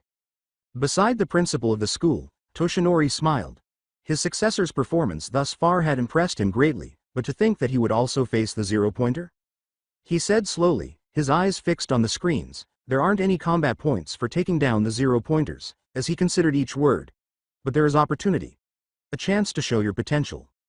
Wisps of steam drifted off his expanding form, and he smiled wider, allowing the embers of one for all to flow through him. So, kid, clench your butt-cheeks. And shout this with all of your heart, as powerfully as he dared to allow it, one for all poured through his fist. SMASSSHHHHHH. His strike caused the zero-pointer's head to snap back, its faceplate to collapse, and shockwaves to shoot down its body, further destroying it as it came crashing back into the metropolis. It wasn't until the intense pain in his arm snapped him back to reality that he realized he was falling. His knees were burning, his arm was bleeding and injured, and he was falling rapidly into the broken concrete. As he went down, he thought, perhaps 7% was a little too much. Before launching himself at the enormous robot, he might have been wise to consider a landing plan, but whatever. Izuku could only roll with it at this point, and he did just that. He had one arm left, and according to Gran Torino and All Might, he could use the recoil from a 5% smash to land safely, even though his right arm hurt a lot and his skin felt rough, especially around his knuckles. All he had to do was time it. His fist sprang up to hurl a smash at the ground as One for All charged into his left arm. One for All ignited in his arm as his fist fell downward and he lost all of his momentum in midair. He had not yet launched a smash and had not struck the ground. He caressed his cheek uneasily and straightened himself. His face was marked with what he could only describe as a stinging handprint. He heard splashing and, when the alarm sounded, looked to the left to see a path of rainbow-colored vomit. He let out a sigh of relief and dropped to his knees, groaning as a sharp pain went up his arm and he sat on the broken concrete. After a minute, he heard, "All right, good work," and turned to face the person who had spoken, a nurse in a pink and white outfit. The voice of the old woman was being approached by several persons. "Here. Have a gummy." Izuku turned around again, trying to see what was causing the noise, but being careful with his damaged arm. At the facility, a recovery girl was moving through the crowd, giving gummy bears to examinees who approached her or got close enough, and she was heading in his direction. Izuku gave her a wide-eyed stare. He hadn't seen her since All Might had brought him in the other day. "Why, you're the youthful heroine, recovery girl." She lifted her cane and motioned for him to try to lift his arm, saying, "Yes, and it seems you've done quite a number on yourself, young man." He winced despite his best efforts.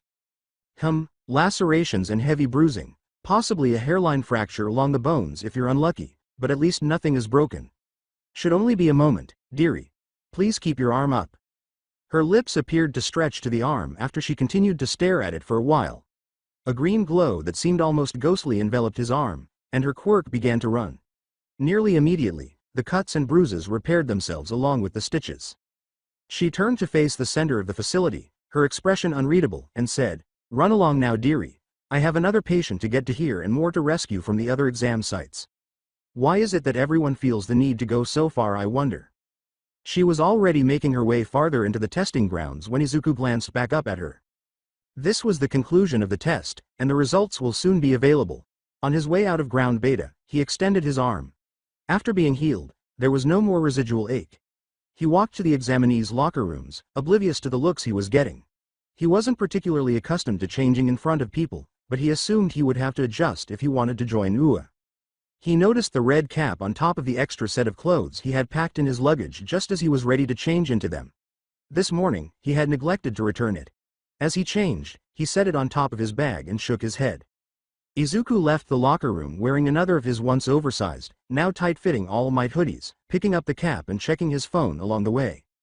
She most likely remembered that he still had her hat, but he wasn't anticipating a message from Kodai. But as he jogged, he was not paying much attention to his surroundings and almost stumbled on the stairs. In less than a minute, he was standing in the center of the courtyard, close to Yui's gate.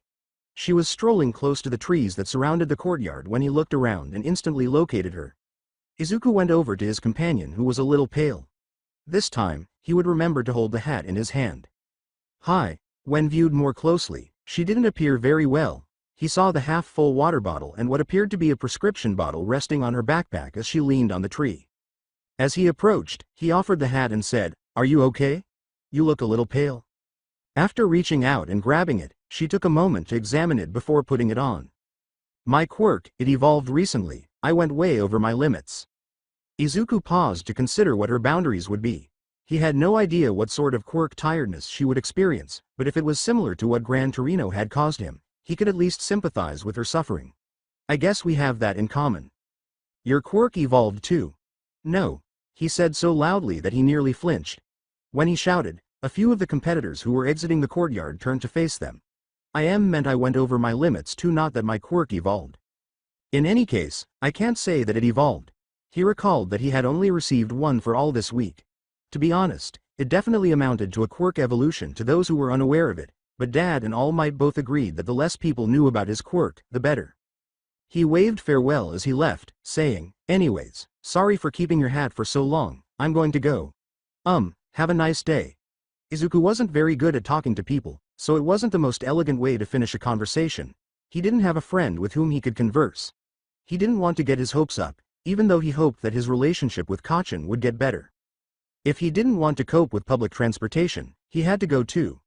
Dosing him with some kind of enhancement serum, utilizing one for all, and then getting healed by Recovery Girl left him fatigued despite the repercussions of the kidnapping. He found his dad's car in a matter of seconds, and a few minutes after that, they were heading home as the walls of UA drew farther away. As they drove, Hisashi appeared happy to hum gently to the radio. The mellow jazz was soothing, especially after the test. The only thing left to do was wait until the results, which would be available in around a week. After the day was over, he received an unexpected invitation from Principal Nezu to come to his office and see each entrance exam site separately. After all, Toshinori Yagi had been largely avoiding the university, even after getting to Musutafu, so maybe he should have anticipated anything. Toshinori eventually left the office after spending many hours searching over exam footage with the principal and trying to find kids. Nezu was also hyper-analyzing his successor and a few other notable students. The sound of a fresh cup of tea being made sent a shiver down his spine. With the entrance exam over, let's get to business. The night was going to be long. Izuku stood on top of his bed and gazed at the ceiling. He was uneasy because, aside from the sound of his father putting on armor in the study, he could hear a near-constant stillness. He couldn't sleep, and he wasn't sure if it was because he was worried about his test results or because his neighborhood had become eerily silent. He was unable to pinpoint the exact moment it began, but he was struck by how silent it was on the way back from the test and how few cars were parked beneath the apartment complex. The majority of their neighbors appeared to have moved out. When he reached for his phone to see the time, the screen blinded him. He scowled as he reduced the brightness and waited for his eyes to acclimate more. He didn't feel the slightest amount of fatigue at 11:30. He let out a sigh, got out of bed, and walked out of his room, being as silent as possible. He was aware that the following day, his mother would be returning to her legal practice. He could tell from the sound that his father was still in the study. Before Hisashi went for the States, he would repeatedly watch All Might's debut in an old yet familiar room. Izuku approached the door and lightly rapped with his knuckles. Hisashi, wearing crimson and black armor, opened the door a few seconds later. However, half of the accessories were missing. Behind him on the table, beside the helmet, were the grappling hooks on the arm and the numerous utility belts. "Is something wrong, Izuku? I can't sleep. I think a part of it is because I feel nervous about the exam. You worked with UA a few times, right? How do you think they'll mark it?" After a brief delay, Hisashi pushed open the door and ushered Izuku into the study. I can't say much about how the markers will grade the exams. I was never a part of the marking staff, and when I did my own entrance exam, the format for the tests was different. The hero, who was mostly prepared, went back to his workstation to put on the rest of his equipment. If I had to give a completely unbiased mark based on what you told me on the way home, I'd say you did pretty good. Hell, top 10, maybe top 5 even. You think so? Izuku had some reservations about his performance despite his father's prediction. There isn't something that will make the judges deduct points, right? Hisashi leaned on the desk and waited for a time, his expression contemplative. Tell you what, why don't you tell me what you think you did well, and what you think you can improve on? We can move forward from there. And claim that he did. He learned how the quirk felt from running around the streets with the serum running through him and regularly launching smashes, but really using it was a whole other ball of worms. There is no greater contrast between the sensations. It seemed to him that he most needed that hands-on experience with One for All. Since the other students had 10 years of experience with theirs, he wanted to make up for lost time. Or anything comparable to eliminate the interval between Izuku locating a target and launching a smash. He also remembered that his landing might have gone horribly wrong because he wasn't sure how effectively his plan would function without the assistance of the girl with the gravitational quirk. He realized, with the aid of hindsight, how foolish it would have been to cushion his landing with another blow. He would have been on the verge of hitting the concrete every time, but it would have felt more like bouncing. Izuku looked up after finishing his rambling surge of introspection to see Hisashi smiling at him with a contented expression. Hisashi paused to take a breath and put on his helmet, concealing his fluffy black hair. I have some ideas if it's experience that you need. Tell you what, I'll put you on a training routine starting a week from now, so take this time to rest and relax. His headgear hissed and clicked into place with the neck guard, and Hisashi, now Vulcan, turned his neck experimentally to see if it locked in place. Finish up whatever you've been doing with the old timer and All Might if you need to, and maybe make some plans. There's a month before UA will start, so it'd be best if you don't waste it. As he saw his father walk up to the window, Izuku wondered what the training would be like. All right. Stay safe on your patrol, Dad, he said. Hisashi waved back and opened the window, pausing to glance back at Izuku before responding, I will. Good night, kiddo, see you in the morning. With a loud thwip, Vulcan jumped out of the window and dragged the hero into the darkness with his grappling hook. Idly gazing at the several sets of clothes spread out on the bed, Yui paced the Heights Alliance building. Technically, she could have already left UA's apartment complex, but since her parents had already covered the cost of a whole week's stay, she might as well take advantage of their generosity. Furthermore, she had a week off from school, so who was she to gripe? She sighed and took up her phone. She had to look for what she wanted most of the time, even if her parents did provide her enough money for anything she desired. Additionally, she had to search for a high school on her own. This is the reason she took the UA entrance exam instead of others. However, because UA was so far from home, she would have to commute every morning.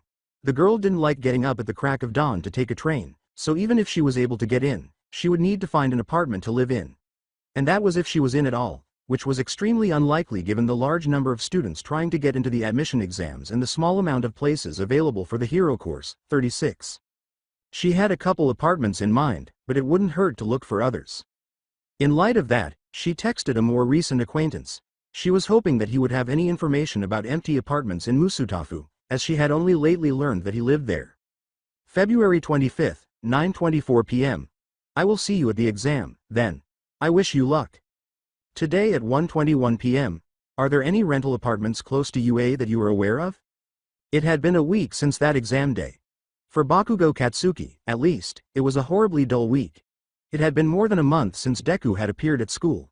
However, Katsuki was unsure of how to react to the fact that it occurred around the same time as the mass kidnapping more than a month ago. He sneered and considered that jerk. They wouldn't take that oddball nerd. It's likely that useless Deku learned to cease squandering everyone's time. He had his UA acceptance letter in his hand as he sat in his room. The old hag had virtually forbade him from getting up from the table because the nasty thing had come in the middle of dinner.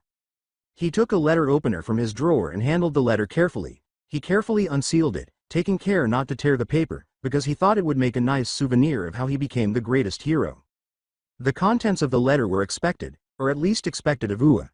Katsuki felt that something exceptional was in store because of the school's collaboration with I-Island. The folded letter was his certificate, and the cylindrical thing within must have been some kind of projector. He laid the letter's contents on his desk, and the projector came on. I'm a hologram here. Holy shit, is that? A toothy smile spread across Katsuki's face. He pondered why All Might was making the test vids, but he had a sneaking suspicion that there was a purpose. I arrived to work at UA in this town. Better still, he thought. I'll quickly become the greatest hero with the lessons All Might is teaching me. You placed in the top 5% of the scores after passing the written exam. And on top of that, you've demonstrated exceptional fighting skills. Let your eyes feast. The vision was now of the projector instead of All Might. On its screen, a number of scenes showed him destroying various kinds of robots. The young guy would blast his way up high to find his next target as soon as he ran out of foes to eliminate, and each robot he took down was only seconds away from the next. He turned back to the camera as the camera panned back to All Might after a few seconds of quickly edited scenes of his wrath. You've scored an incredible 77 points for your effort. What a fortunate number. Ha ha ha ha ha. I'm honored to welcome you to your hero academia, young Bakugo. The highest exam scores replaced the fading camera, but the sight of the leaderboard wiped away whatever pride he may have had in his own performance. At the top of the leaderboard, one name caught our attention. It wasn't his, though. The winner is Izuku Midoriya. 49 villain points of rescue, 73 score overall, 122. His hands crackled with his peculiarity as he howled, a white-hot wrath exploding in his consciousness. Deku. His mother's yelling for him to stop talking was not audible to him. By the time UA's results arrived, the Midoriya family had already finished dinner. When it did, Inko heard a tap on the door and opened it to discover a strange, small robot holding the letter up to her. Watching the odd gadget make its way to the elevator, she accepted the letter from it, dimly aware of the UA insignia on it. She shut the door and returned inside, looking again at the letter. Even though Inko was nervous and eager to rush over to Izuku, she knew she would undoubtedly tumble or bump into something. For the first 2 weeks, she had trouble even walking normally, and whatever she was injected with made her more fit, but it also made her almost a head taller. So she called to Izuku's room gently. Izuku, it's here, UA's letter is here. She had her husband and son's attention, as shown by the sound of the tap shutting off and the stumbling coming from farther down the corridor. Hisashi frequently had patrols every other night, so it was truly a stroke of luck that he was able to get the night off. She knew that he wanted to observe Izuku's response directly. Since they had both witnessed Izuku's nervousness, she did as well. She and Hisashi took different positions about the dining room to observe, and eventually the three of them were seated at the dinner table again. She had started pacing the counter anxiously while Hisashi used his quirk and a towel to dry the plates. Suddenly a projector landed on the table with a sudden, piercing, tearing sound. I'm a projection here. Inko would continue to deny that the message caused her to squeak, regardless of Hisashi's subsequent statements. All Might. Izuku quickly repaired the torn paper while gazing at the logo, the hologram, and then the logo again. Don't worry, I haven't spoken to you since your exam. I've probably been overloaded with papers, which is why I came here to work at UA, you see. She and Izuku were both surprised by that, a pleasant but unexpected one. You scored exceptionally well on the practical and passed the written exam. You received more than 100 points in the practical, making you the only competitor to do so since Best Jeanist. Congratulations, young Midoriya. In addition to your quick wit and fighting skills, you have exceeded my expectations by demonstrating that you have a hero's heart. Inko heard her husband fumbling with a dish, so she seized the opportunity to glance sideways at him as the sign of peace backed away from the camera, revealing what appeared to be a monitor with UA's logo on top of a blue background. But Hisashi's shrug was the only answer she received, so she returned her attention to the TV. She did question the source of the more than 50 points, though. She had heard from both Izuku and Hisashi about the exam, including how many villain points Izuku received. You might now be wondering how all those extra points were obtained. Do not worry, this film, which was made for your enjoyment, will assist in elucidating it. The gravitational girl from earlier was speaking to present Mike when the camera panned to the screen. She was discussing her son. Is it possible for me to give him some of my points? At that point, Inko couldn't help but draw inferences. She couldn't help but feel that she and Hisashi were intruding because this exam response appeared to be a very private letter. I couldn't hear much when it happened, but he looked desperate, like he felt as if he didn't have enough points, and because of the points he lost because of me, but he still saved me, please. Your altruistic deeds have inspired others to take action. There really was no necessity, which is why we had denied the girl's plea. You see, there were other criteria used to evaluate the entrance exam besides villain points. Rescue points were used to mark heroic actions as well. Doing the right thing and helping people in need is, after all, what it means to be a hero. How could someone like that be turned away from the hero course? Izuku sat motionless in his seat, and she could see the gears turning in his head as she stared at him. Izuku Midoriya, 73 rescue points have been awarded to you, to give you a reward for secretly helping other examinees, and 45 points for Ochako Uraraka. He turned away from the monitor, and the camera panned back to All Might. My kid, you've done great. Come on, Midoriya, young one. Amazing, said Inko. Izuku had done something really challenging, judging by All Might's remarks about the best genist and Hisashi's surprised demeanor. Greetings from your academic hero. After a few seconds, the hollow screen vanished and the recording stopped. Hisashi rushed over to Izuku and gave him a hug while crying as she turned the lights back on. Inko had never realized they had been turned off. Congratulations, Izuku. The Midoriya family was ecstatic and in shock, as seen by their tears and smiles. When he texted me the following night, Izuku sprinted as quickly as he could in the direction of the beach he had been cleaning for months. Hisashi had playfully told him to careful how fast he ran on the streets after an incident with a cop with a cat motif. His hero applauded Izuku and gave him a high five. You've done amazingly, young Midoriya, getting over 100 in the entrance exam. Oh, and that mark was all done by your hard work. I had no effects on the marking, and most of the school doesn't know anything about our connection. Thank you very much. I was worried that they might have marked me higher because of that. Oh, and you're teaching at UA. That was surprising when I heard it. Is that what you came here for? Because your agency is in Roppongi in Minato, Tokyo at. The deflated symbol abruptly interrupted his successor's recitation, saying, Okay kid, that's enough. For a little period, a serene silence descended between them as the waves lazily brushed against the beach's sand. You know, I'm working at UA because they offered me a job. That was because the principal, Nezu, knew that I was searching for a successor. I found you before the teaching year started, but I'm still going to be teaching at UA for the foreseeable future. When All Might said that, he couldn't help but look at his arm. He required recovery from Recovery Girl after going too far during the exam. In addition, he was pushing the boundaries of what his legs could withstand. Even with all the training that you and Gran Torino gave me, my arm almost broke when I used it during the test. I still can't control it as well as you do. Toshinori walked up to him and gave him a pat on the shoulder while wearing a proud expression.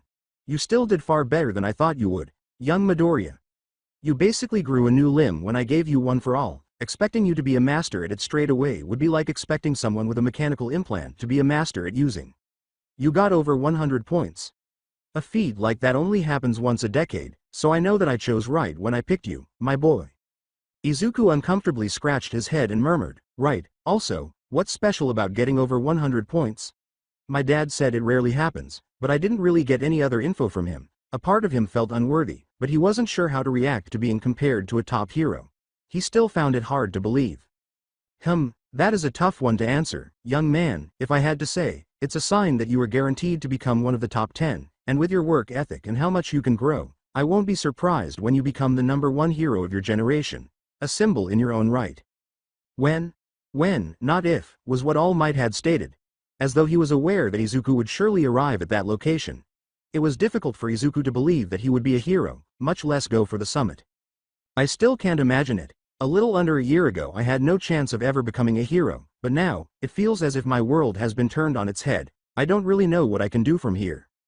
Well, if you want my advice on what to do now, just sit back and enjoy high school. Make some friends, go to classes, hustle through your schoolwork and just enjoy it while it lasts. Easier said than done, easier said than done. The hero paused in concern at that. Schoolwork wouldn't have been a problem for his successor because of his work ethic, so what would it have meant? It couldn't be the last one either. Could it be making friends? He still had enough strength over one for all to survive till young Midoriya graduated, assuming nothing disastrous happened. Are you worried that you won't make any friends, my boy? That almost made Izuku wince. I don't really know how to make friends. He was right on the money. Before he eventually spoke, he struggled for a few awkward seconds to find the perfect words. It's not something that can be taught, young Midoriya. It's something that you have to do, a leap of faith. What? He gave his successor a pat on the back and began to move forward as he continued. I can't give you advice for making friends. That's something that each person has to try on their own. However, I can give you advice on how to talk to people, if it helps. Lately, the young man followed. He slowed down as he spoke, reflecting on his own youth, trying to adjust to life in the United States, and fleeing all for one with Gran Torino. The first tip I have: friends aren't made overnight. As I said, it's a leap of faith, and it takes time. They say Rome wasn't built in a day, and the same thing can be said about making friends. He would never regret protecting Dave from that explosion, even though he had literally taken a risk at the time. The second tip: it's about reaching out. Normally, friends can be made through some kind of common ground. You can find it by asking them about themselves, and answering questions they ask you in response.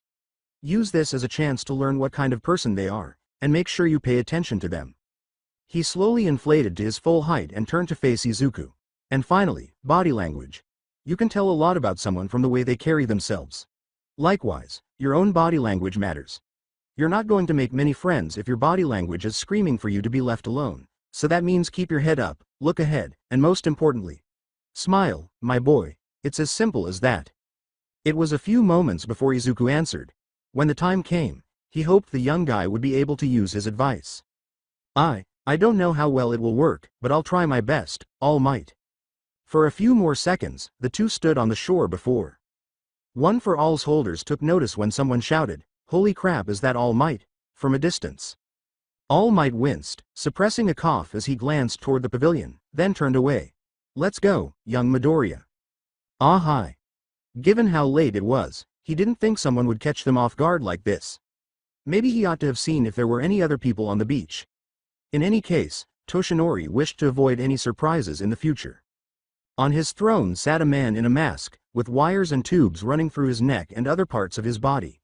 He sighed in disappointment for the 100th time in the last few days, since his enemy had once again thwarted a project of his. He was surrounded by a variety of displays and microphones, most of which were off or flickered with dim images, like the interior of a pub a few blocks away or the hallway outside his room. By this time, they were essentially useless.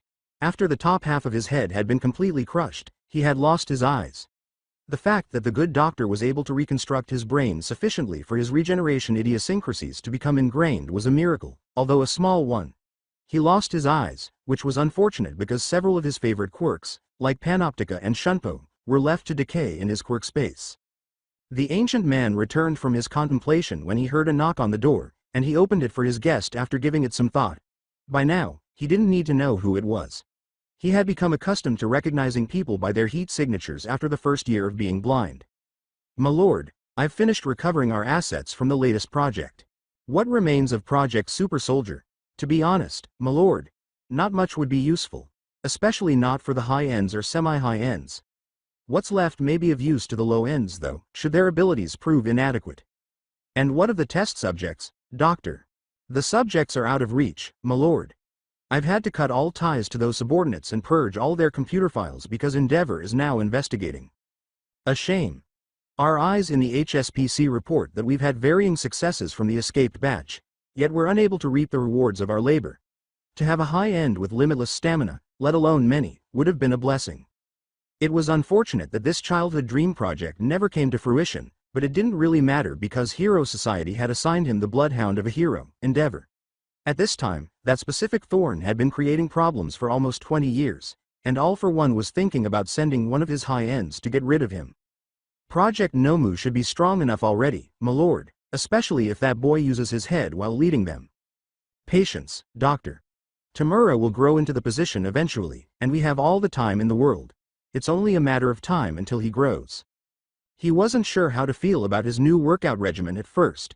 He was attempting to follow his father across the roofs of a nearby suburb for the most part. He was having trouble keeping up, despite the serum coursing through his veins and his occasional usage of One for All. Dad was incredibly fast, especially for someone wearing full body armor, even though he was using grappling hooks to make it easier to reach structures. After nearly a month of the new training regimen, Izuku only lost sight of him or fell behind after every fifth building, and his mastery of One for All, his quirk that All Might had repeatedly emphasized whenever they met, was getting better and better. The first day of UA was quickly approaching. He only had to think about his limit and how much he would spend, so he didn't have to concentrate nearly as much as he had during the exam. He had a good idea of how far each percent would allow him to go because he had been so accustomed to calling between 5 and 10% that it had become second nature.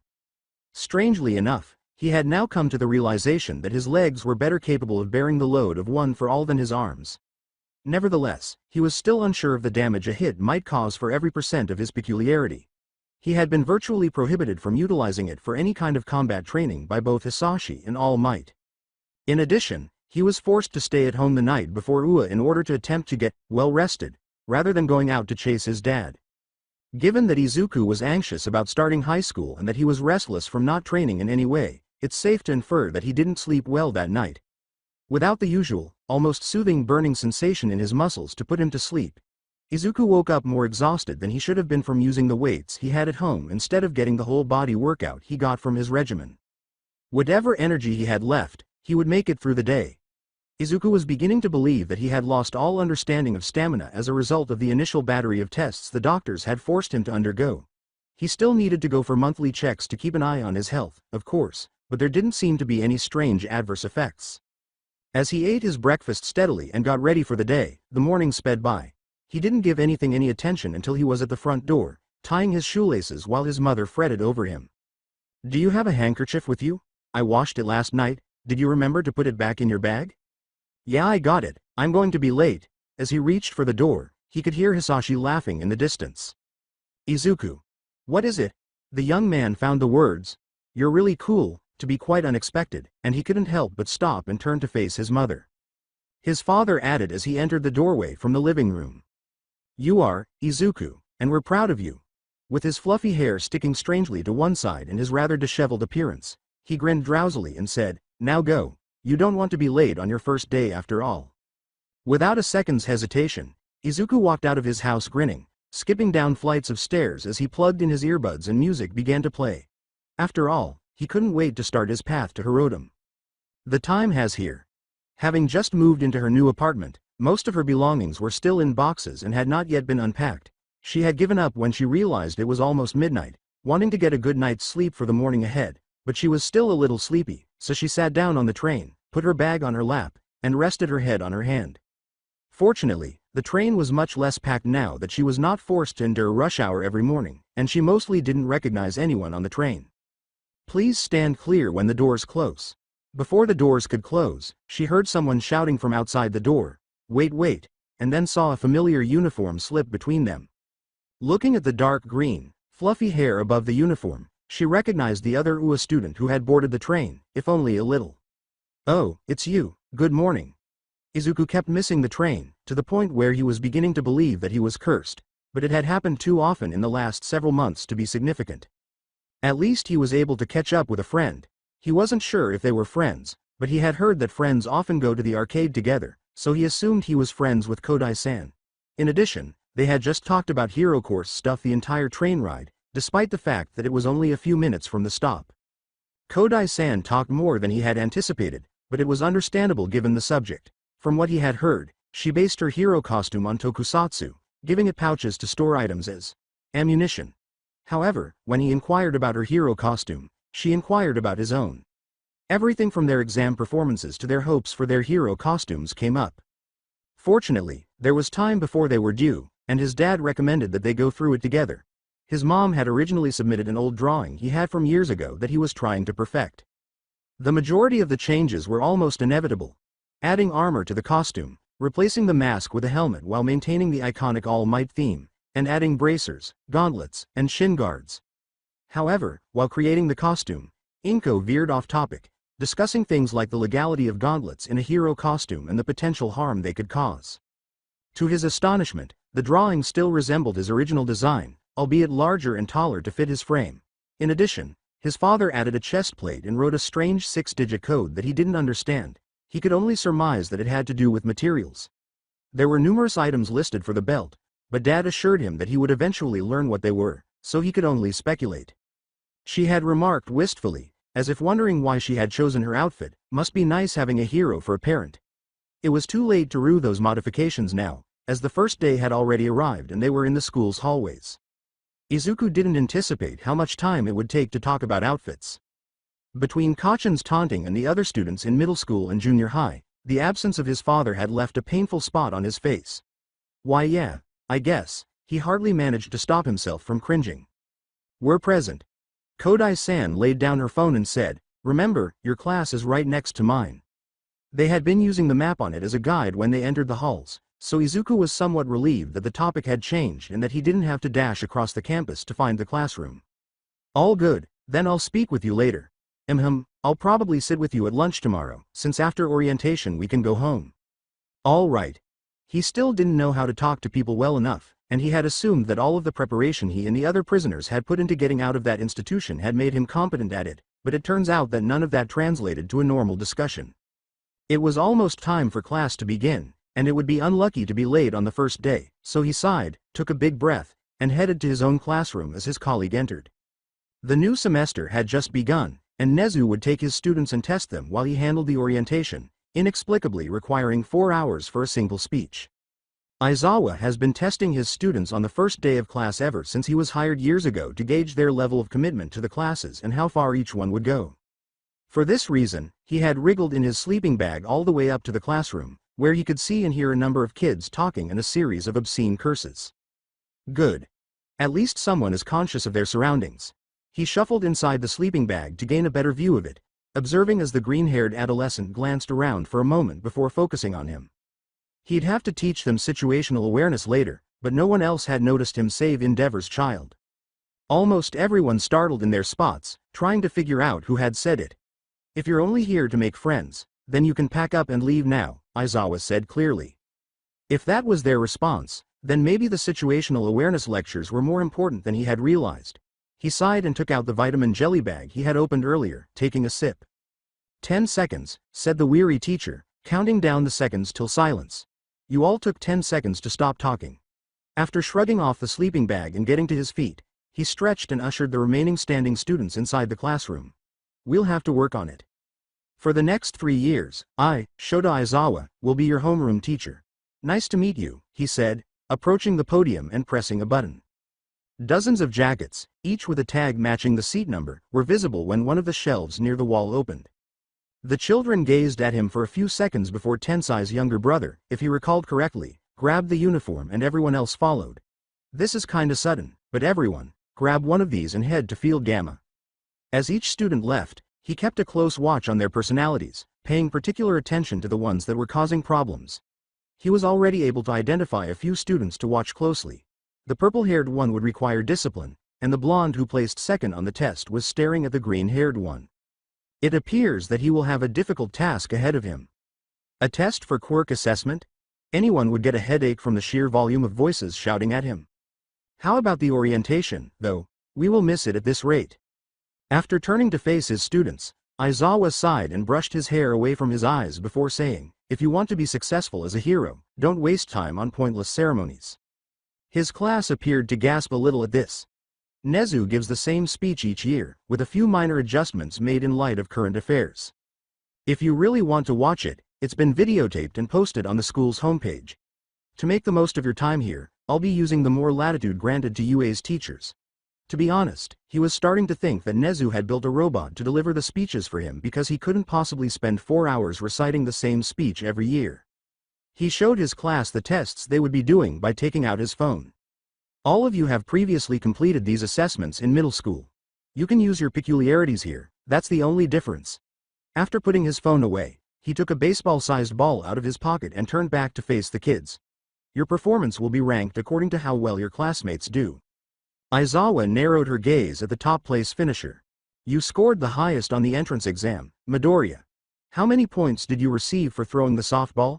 When Izuku realized the ball was being thrown at him, he almost leapt. He stammered, I don't really remember, once he caught it. I didn't get any good scores before doing the training I had for UA, so I didn't bother remembering them, he said, ignoring the sound of someone scoffing as he looked between the ball and his teacher. Then it is irrelevant. Throw the ball after entering the circle. As long as you stay inside it, everything works. Izuku entered the ring hesitantly, glanced at Aizawa, then turned to face the field. If someone had told him he would be taking tests on the first day of school, he would have told them they were lying, or at least he would have tried to. Well, at least he had prepared for this, and even though he never actually punched his limits, he was aware of them. Crouching into position, he raised his arm, loosely gripping the ball as he aimed for the horizon and channeled 10% into his arm. He had been thoroughly chewed out by his parents and doctors when he mentioned the recoil of using so much power, and he wasn't eager to repeat that experience. He knew that this was the point just before he started breaking down because of the training he had done with his dad over the past month. He threw the ball as hard as he could, aiming into the heavens as his veins glowed and lightning crackled. The ball left the pupils in the dust as wild winds blew through the field with explosive power. He was a little exhausted from using the maximum safe limit, but he had to be content with that throw. Ping! 1 kilometer and almost 300 meters. Izuku thought the ball should have traveled much farther than that, so he said, "Huh? That couldn't be right." However, a second explosive force startled him and everyone else into consciousness before he could continue with that line of thought. Deku. Where the hell did you fuck up? Izuku looked and saw that the blonde was entangled in the off-white scarf that draped around their teacher's neck, but fortunately, his violent childhood friend never made it to him. When Izuku saw their now red-eyed teacher glaring at Kachin, he knew that, to be honest, a scarf of all things could hold him. You're an eraserhead. Refrain from making me use my quirk excessively. After giving a stare that would have scared most people into submission, the sleep-deprived teacher sighed. Let's move on. It gives me serious dry eye. We've been here long enough. And Midoriya, too. Aim for a 45-degree angle the next time you toss anything. Izuku understood why it didn't go as far as it could have after hearing that comment, and he almost sadly went back to where the rest of the class was standing. Nice throw, dude. Yes, you did a fantastic job. He was instantly overcome by a lot of his friends, and when he heard them all talking eagerly, he felt a little bad about his relief when the atmosphere abruptly died. His vision was flushed with pink and crimson. However, he could see why. Aizawa-sensei was correct when he said that Japan, no, the world, was full of injustice. He had personally seen it and was relieved that no one had perished, not even those who had been taken away. Izuku steeled his will and tightened his hands. He had to get strength. All right. The protest is over. Let's begin. He sensed a tap on his shoulder as his classmates began to toss the ball. Midoriya is your name, correct? Is there anything we can discuss? Oh, and it doesn't have to happen right now. It can wait till the end of the day. I just wanted to talk to you about it. He turned around and saw the pink, horned girl on either side of the same spiky red hair that had nearly blinded him only seconds before. Yes, my name is Izuku Midoriya. Well, I failed to see why not. As he waited for the next exam, he couldn't help but wonder what it was about. We can talk after Sensei's tests. Are you certain it's him? Gazing at the rear of a fluffy green mass, Mina posed the question. Eiichiro attempted to compare their classmate to the mental image his younger sister painted, saying, Yeah, Mina, Emiya told me what he looked like, and Midoriya almost perfectly matches it. Although he appeared taller than Emi, he had the appropriate hair, eyes, and even the ideal diamond shape of freckles. She couldn't help but appear doubtful as she said, Okay, if you're sure. We can question him about it if it helps. I'm sure I'd like to know more about it. He scratched at his skull, wanting to protect his sister, but he wasn't sure why. Emi freezes up any time she thinks I'll ask about it. Well, he will inquire later. They had to go through their teacher's ordeal for the time being. Fortunately, after his challenge, it appeared that the kids had straightened out. Aizawa saw potential in this class, for the most part. Of course, there were other problems as well, but those could wait till the end of the year. He noted each student's performance as they completed each test, mostly focusing on areas where each student needed to improve, like Ida's need to be more fluid or Kirishima's need to work on flexibility, but he also wrote about what he saw in their personalities. While Bakugo is almost the exact opposite, with no hesitation but a tendency toward aggression, Midoriya lacks confidence and is slow to get going, but once he gets going, he will not stop until instructed to do so. Both of them have good potential, but they both need to change their personalities because hesitation could result in the death of you or others in the field, and the same is true of reckless actions. However, a few of students this year had better scores than he had hoped for, and he could see that some of them were pushing themselves to the limit during the time between the admission exam and now. After every student finished throwing the ball, he led them to the next test, which should be a quick 50-meter dash. Hey, you damn nerd, race me. What, race me, I said. I'll then beat you in that lousy power of yours. Izuku managed to crouch behind the chalk line in a sprinter's posture, and despite his best efforts, he was unable to refute the explosive blonde. Reluctantly, he charged up 7% in his legs and waited for the strange-looking robot to shoot. However, he was instantly confronted by a familiar and suffocating surge of smoke and heat as soon as the robot gave the go signal. Izuku coughed and pushed past the cloud of flaming smoke in the starting line, one for all splintering the ground as he fell. He rushed forward, almost horizontal because of the starting blocks, flying above Kachan's head and over the track. Hopefully, Aizawa-sensei meant to say to aim. He sped past the machine as well, going faster than he could fully control and slamming to a halt more than 10 meters beyond it without using any brakes. After coming to a complete halt, he got back up, making a concerted effort to ignore the red, angry eyes that were trying to look through him. Only after questioning Ida did he find out his score, just over 2 seconds, which his brain could hardly process. He could not shake the impression that the glaring was getting worse as the tests continued, despite his best efforts to ignore it. It was made worse by clearing the standing long jump pit, performing the most sit-ups in the class, and placing second for grip strength with nearly 300. At least it didn't grow more intense because he received a little above average score for sideways walking and sitting toe touch. By this time, however, Izuku's legs were almost burning from one for all, and he was unable to determine if this was an indication that he was abusing one for all or whether the bone fracturing and bleeding was a symptom of misuse. For the last test, he was probably better off not employing his quirk. Everyone was feeling the fatigue of using their quirks all day, so Izuku couldn't say that he was surprised. The students were required to run laps around the field for the endurance test, with a distance and place marked with their performance. Most of the class was performing well for the first few laps, but after the 8th, students began to drop out of the test. In any case, he kept running, feeling as though he could run for hours despite the slight burning in his legs. By this time, the majority of the class had left, including Kachan, leaving only himself and Yaoyorozu, the recommendation student, who was having trouble keeping her bike upright. The only reason they both stopped was when Aizawa-sensei blew a loud whistle. Maybe the only reason their teacher whistled was because Yaoyorozu had gotten off her bike and almost fell. He noticed with a sigh that the other students were standing or sitting randomly about their teacher. Perhaps I ought to have been sure before we began. Some of the medical information you've had during the last few months, including the results of the physical exams, is in your file, Midoriya. For what length of time can you run? I don't know, was all he could manage to say, mumbling and shrugging, not knowing how to respond to that inquiry or whether he should feel called out. After a few moments, there was another sigh. All right. Get the remainder of your class together. Sit down and have a refreshing drink. Yaoyorozu. In a moment, I will present the leaderboard to everyone. Everyone will then proceed to homeroom, retrieve their forms, and depart for their homes. They sat down with the rest of the class and watched a billboard of some kind spin slowly over. This sparked another round of conversation. Not only is your quirk strong, but your body too. I'm jealous. I have to admit that having a strong quirk and a lot of stamina feels like cheating. I wouldn't have expected it from someone who took the general exam, but rather from the recommended students or those who trained from an early age. When Aizawa-sensei called him over, Iida and Uraraka had taken seats near him. He searched his mind for the perfect words, but he couldn't help but giggle nervously because he didn't even know how to approach the topic, much less what to say to Kirishima-san and Ishido-san. What I went through to get to where I am wasn't as fun as you'd imagine. What? Midoriya, what do you mean by that? Uraraka questioned directly, and Iida listened in as well, probably curious to hear about the type of instruction he had. Sometimes my eccentricity gets to be too much. He could still hear Hisashi chewing him out after he had sat in on a session with All Might in Gran Torino, and he couldn't help but raise his own hands to look at them. It's like this massive source of energy inside me, too much for me to control. If I go even 1% above my safe limits, it will start to break my body, he said.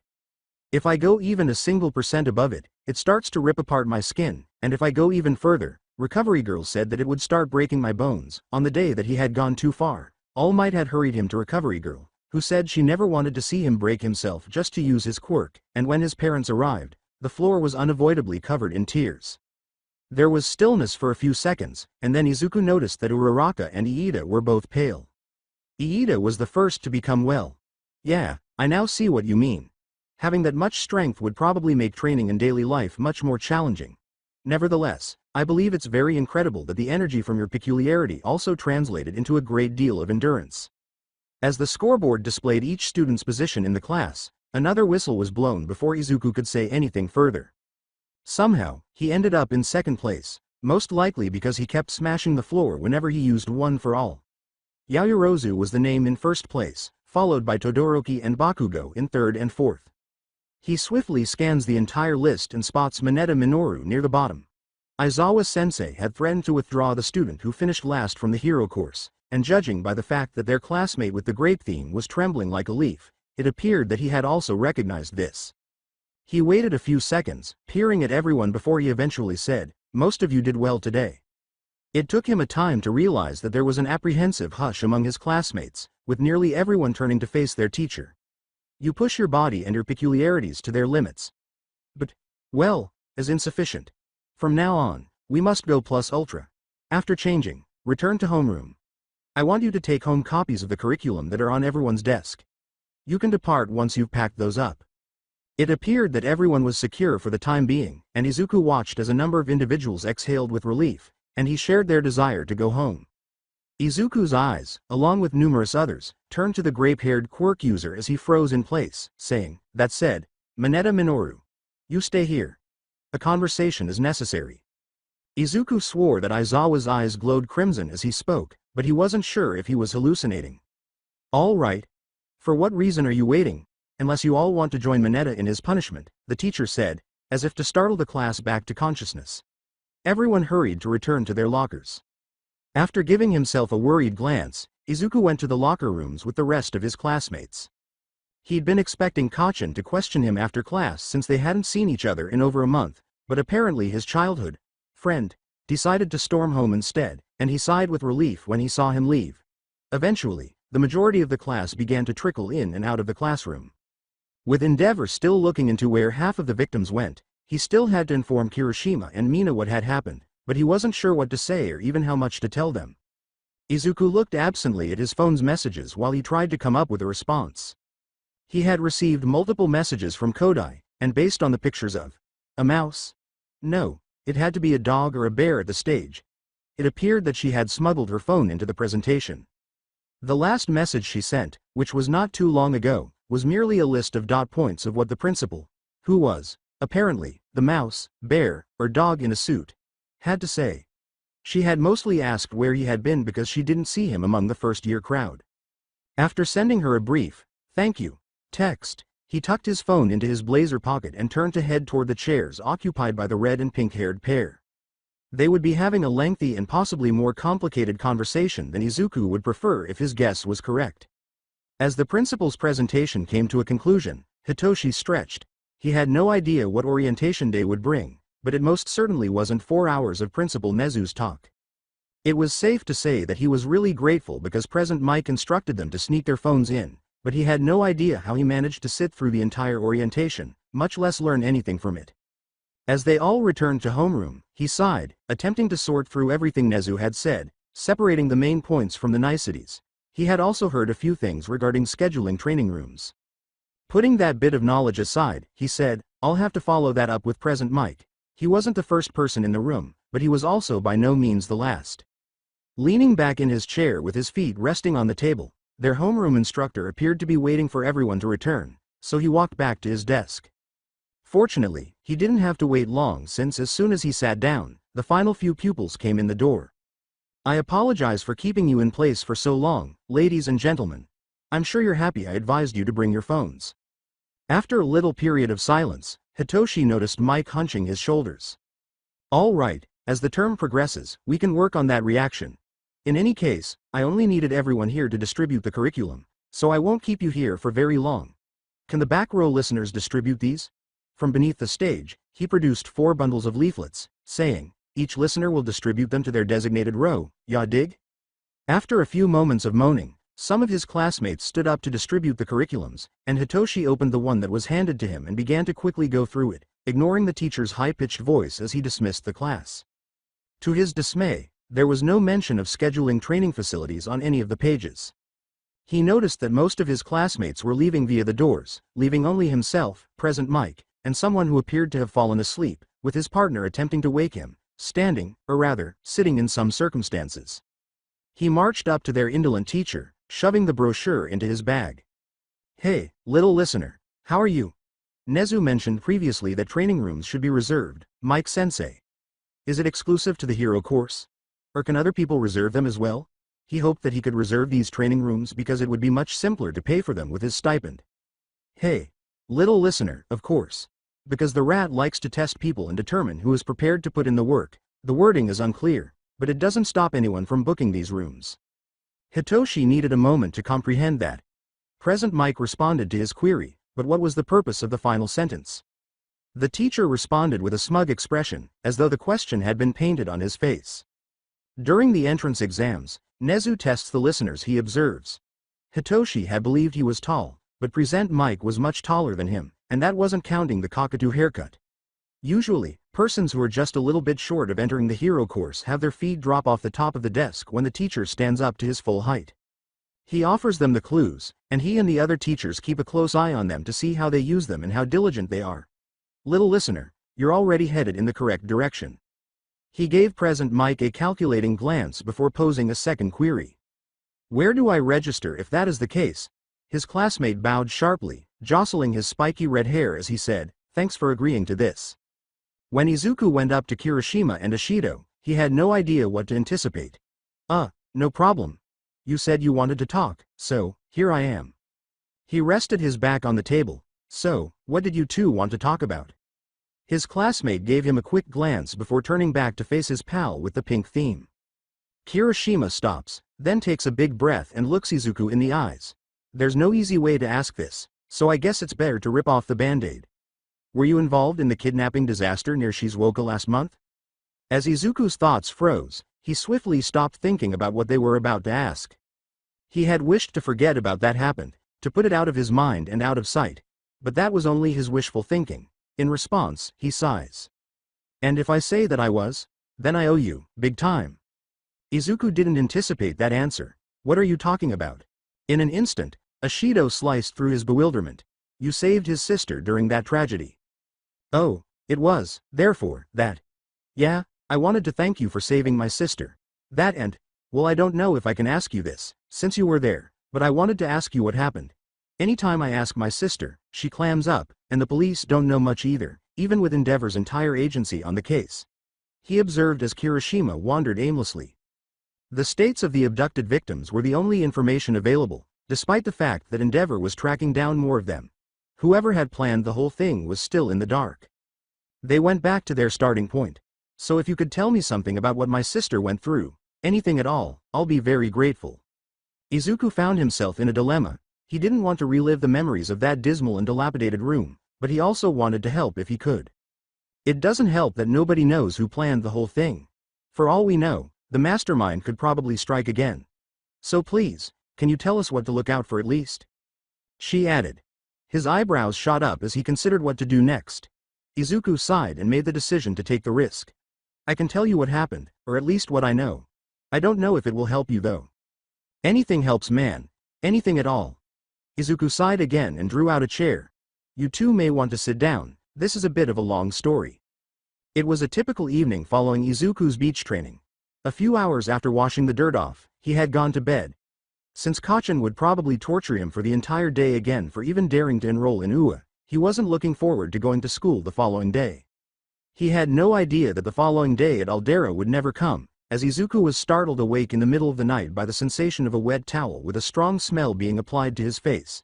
He kicked and attempted to push the arms away in an attempt to fight off his attacker before the toxin took his life. He awoke the next morning to the roar of an engine.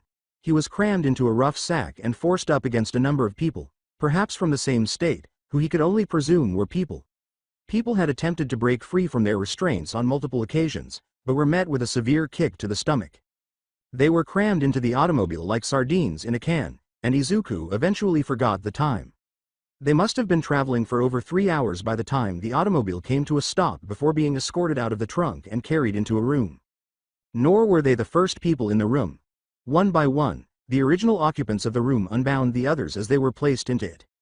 He waited eagerly for the lightheadedness to pass, but when he saw his mother come out of one of the burlap sacks, his uneasiness increased. He was afraid that they were both stuck in this predicament, but he was also relieved that she was still alive. If not for the purple-haired teen's brainwashing trick, which forced him to calm down, the two of them would have nearly suffered panic attacks. When everyone was introducing themselves, Shinso, he claimed that was his name, told him the main points of what transpired during their detention. They would feed the kidnappees every morning before dragging them into an upper-floor room and beginning experiments on them. They would be strapped on a table most of the time as individuals wearing lab coats injected different substances into their arms. Sometimes he could not even feel the table or the clamps binding him to it, and other times the needles gave him the sensation that his body was burning. He was unable to feel anything, no matter how hard he fought while in the restraints or even when he was struck for resisting, but hours later, the sensation of touch returned to his body. Not to mention that it was practically impossible to arrange any form of escape in those circumstances.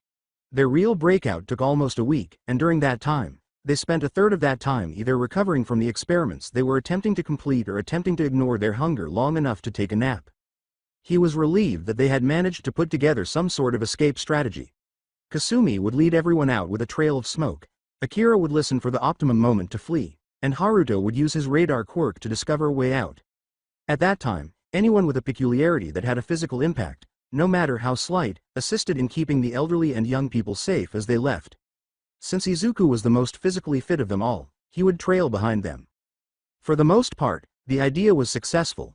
They had succeeded in jamming the latch on the door leading upstairs and knocking out the guard at the door. They were able to get everyone out in time thanks to that. They were all led out, if only just by the brief moments of calm. They were all startled by the continuous shouting and the sounds of boots smashing against the door. The worst part was when one of their thugs decided to use his own body weight to ram the door down, causing it to break off its hinge. He hurried to stop the man, as most of the prisoners had been released. After all, he had been vigorously training for the previous 8 months, making him the most fit of the detainees. The grunt's face was struck by his fist, and he felt a searing pain surround his arm before losing consciousness. After learning that a portion of the building had exploded and the stairwell had collapsed, that was the last thing he remembered before he woke up in the hospital. He didn't learn the reason for their kidnapping until he spoke with the investigating investigator. They were going after anyone they believed wouldn't be missed or who appeared to be easy enough to kidnap. Izuku felt a hazy sense of fear at the concept.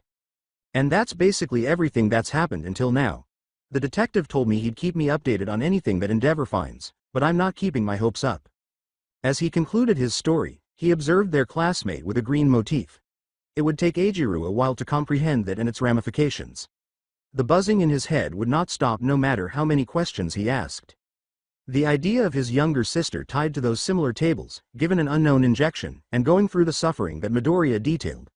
His blood boiled with unrestrained hatred for her pain, and it made him sick to his stomach. That's, wow, with a grunt, he pushed Midoriya's memory aside before responding, "Thanks for telling us this, man." Poor Emi, he looked to his right, where Mina appeared just as depressed as he was. Both of them appeared to require some time to process the information that had been presented to them. Probably it was time for them to go. They had clearly gone too far, judging by the uneasy expression on Midoriya's face. "Kirishima-san, Ashido-san. Can we please not talk about this? It's a sore topic for everyone involved." He turned back to find Midoriya scratching his head. "All right, man.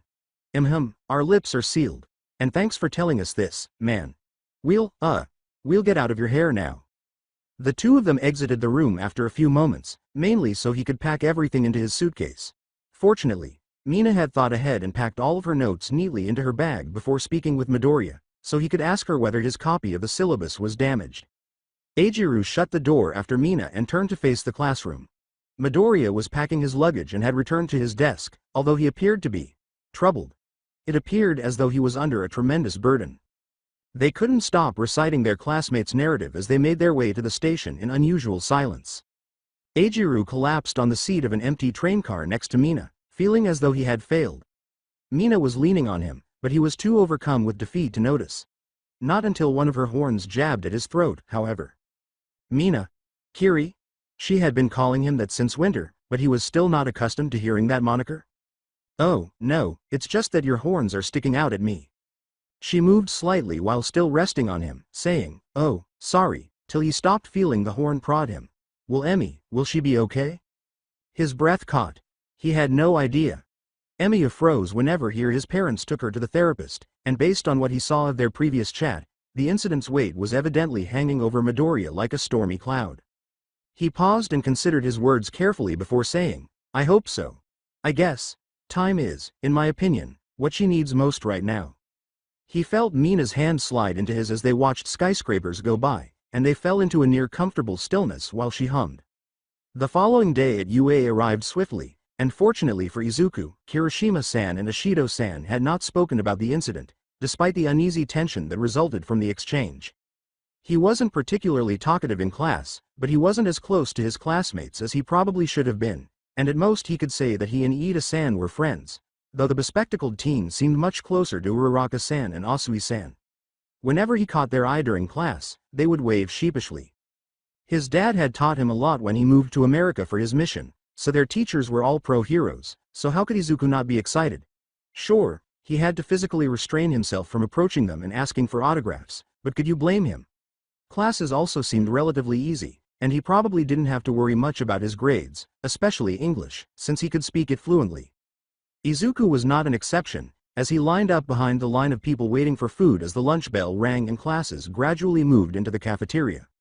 He started looking for a table after leaving the line with the day's special, a beef stew right out of one of Lunch Rush's greatest cookbooks. He was certain his father would be envious. He was going to, anyway, until he heard a tap on his shoulder. Behind him, Kodai-san had materialized, accompanied by a pale girl and floating lunch trays. Each tray had their lunches and was encased in a ghostly purple glow. The one word that clarified his misunderstanding was lunch. He briefly returned his attention to the pale girl, still clearly bewildered. "We'll sit down, and I'll introduce myself." She was right when she said, "For the time being, how about we find a table before all the empty ones are taken?" Izuku noticed that the most of the large tables were already occupied. Fortunately, they were able to locate a table close to the cafeteria exit. As they were leaving, Izuku noticed other of his classmates gathered at tables as well, suggesting that cliques were beginning to emerge.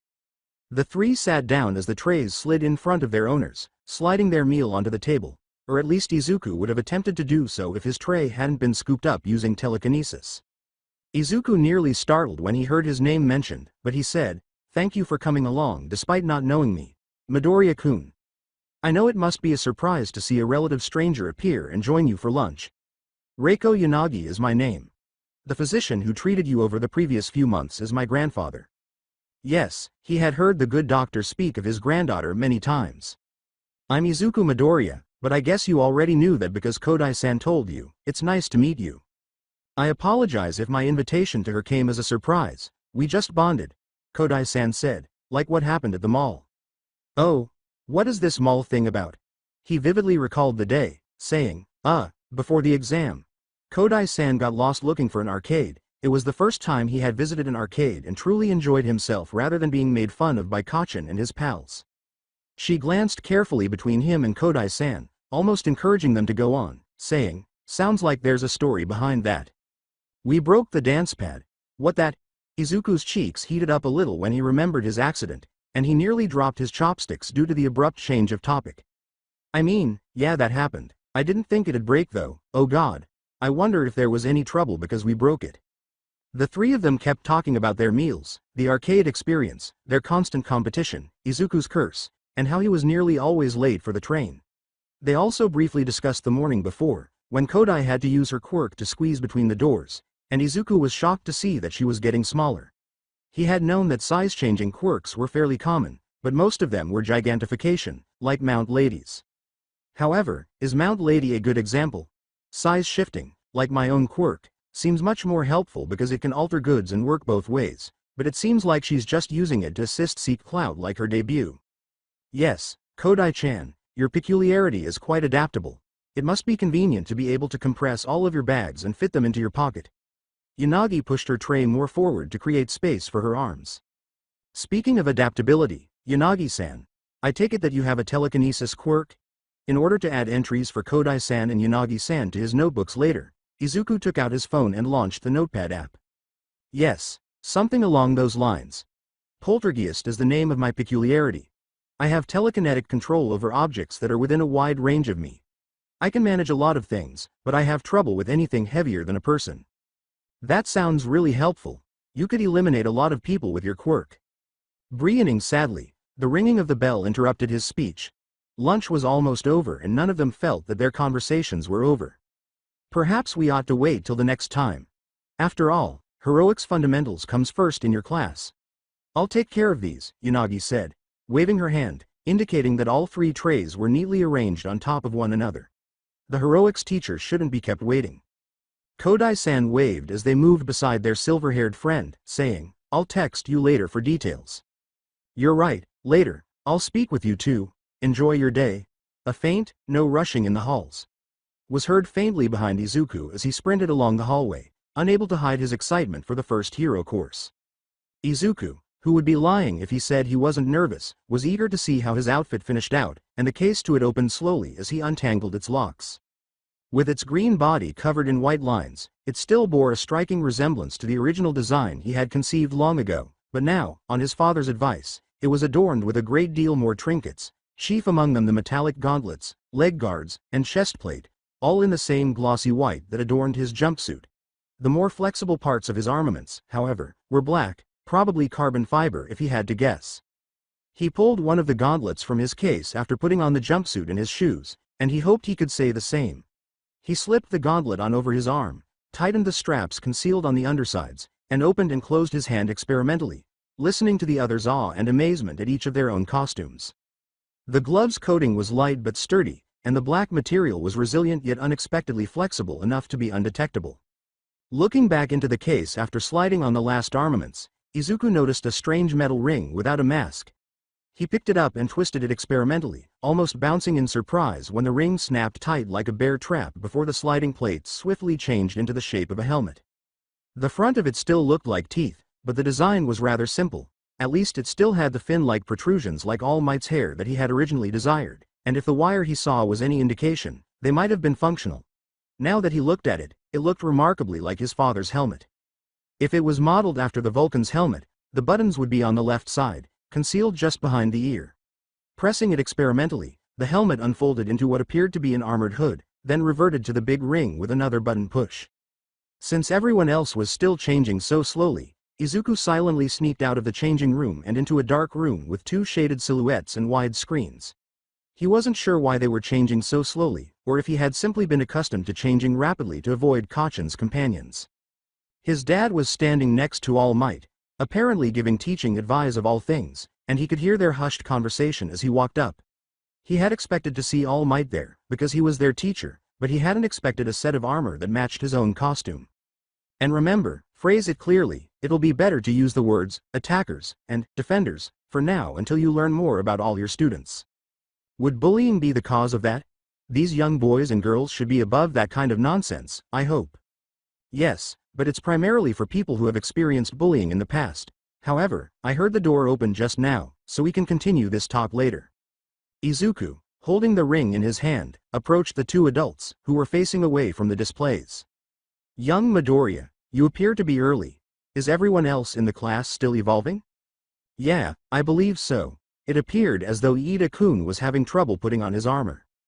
Kiddo, how about your helmet? His father lifted his own helmet, which he was carrying like a basketball beneath his arm.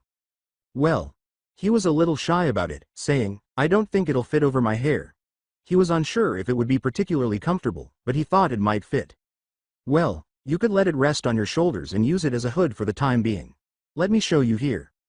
As Hisashi instructed, Izuku lifted the ring onto his shoulders and continued to rotate it back and forth until he felt the magnets clip into place and the locks align.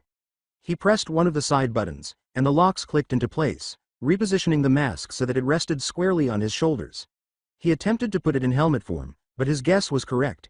It was extremely uncomfortable. He clicked the button again, and it unfolded back into an armored hood. Since it actually doesn't go with my hair, I suppose this is the best I can manage for the time being.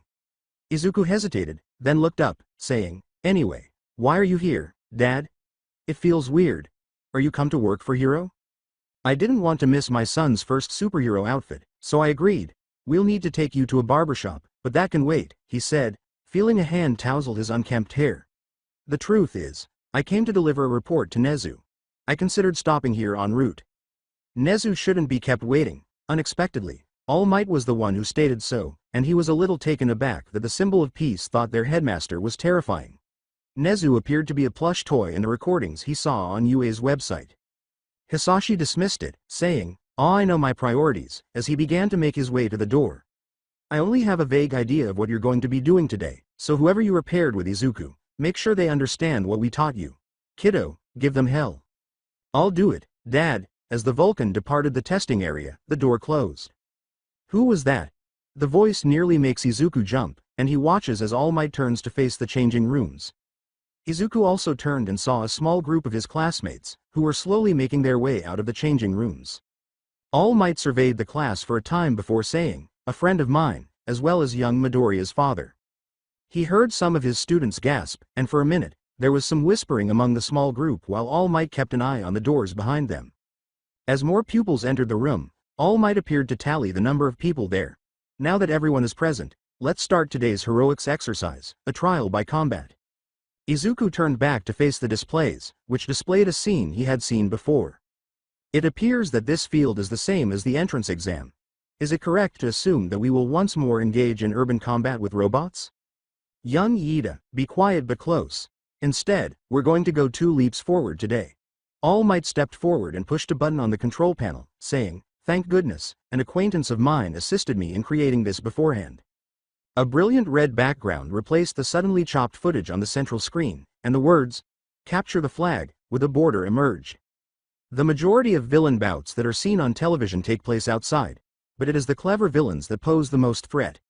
The image changed again with a tap of another button. Villains hide in the shadows. You will be divided into 2-person teams for today's class. The combat will take place indoors and pit attackers against defenders.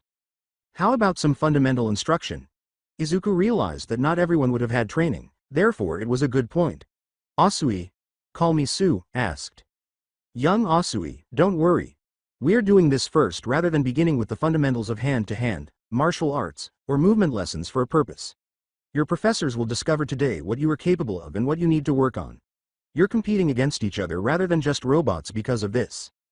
From what he could understand from the exercise, the day's classes were a one-sided game of capture the flag, with the flag in question being a paper match bomb. Teams of 2 would be either defending or attacking the bomb, which could be placed anywhere inside designated buildings. He was asked a number of questions about how the class would be handled, some of which had little to do with the explanation. All Might didn't mention it, but Izuku figured that there might be bonus points if both defenders endured to the time limit.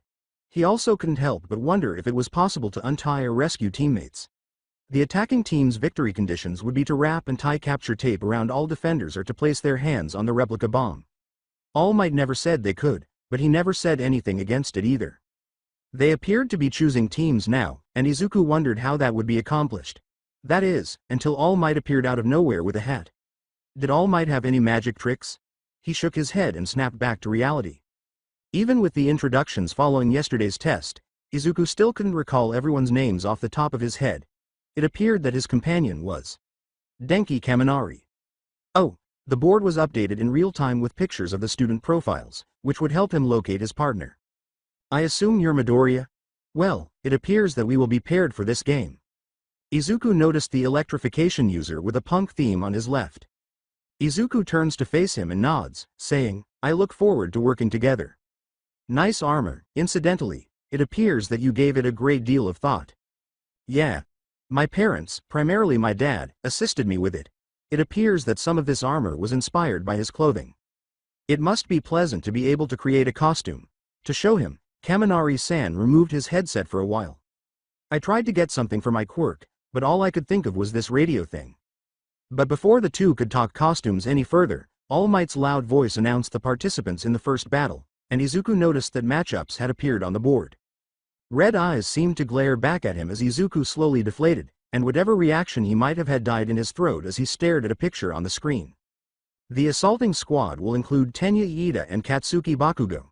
The defending team will include Denki Kaminari and Izuku Midoriya. Gentlemen, from the moment you access the building map, you will have 15 minutes to arrange your plan and position the bomb. Unaware that he was being summoned until a hand began waving in his face, he gazed at the painting, feeling both disappointed and irritated. Hey, how are you? Kaminari, who appeared worried and a little perplexed, inquired as he retreated.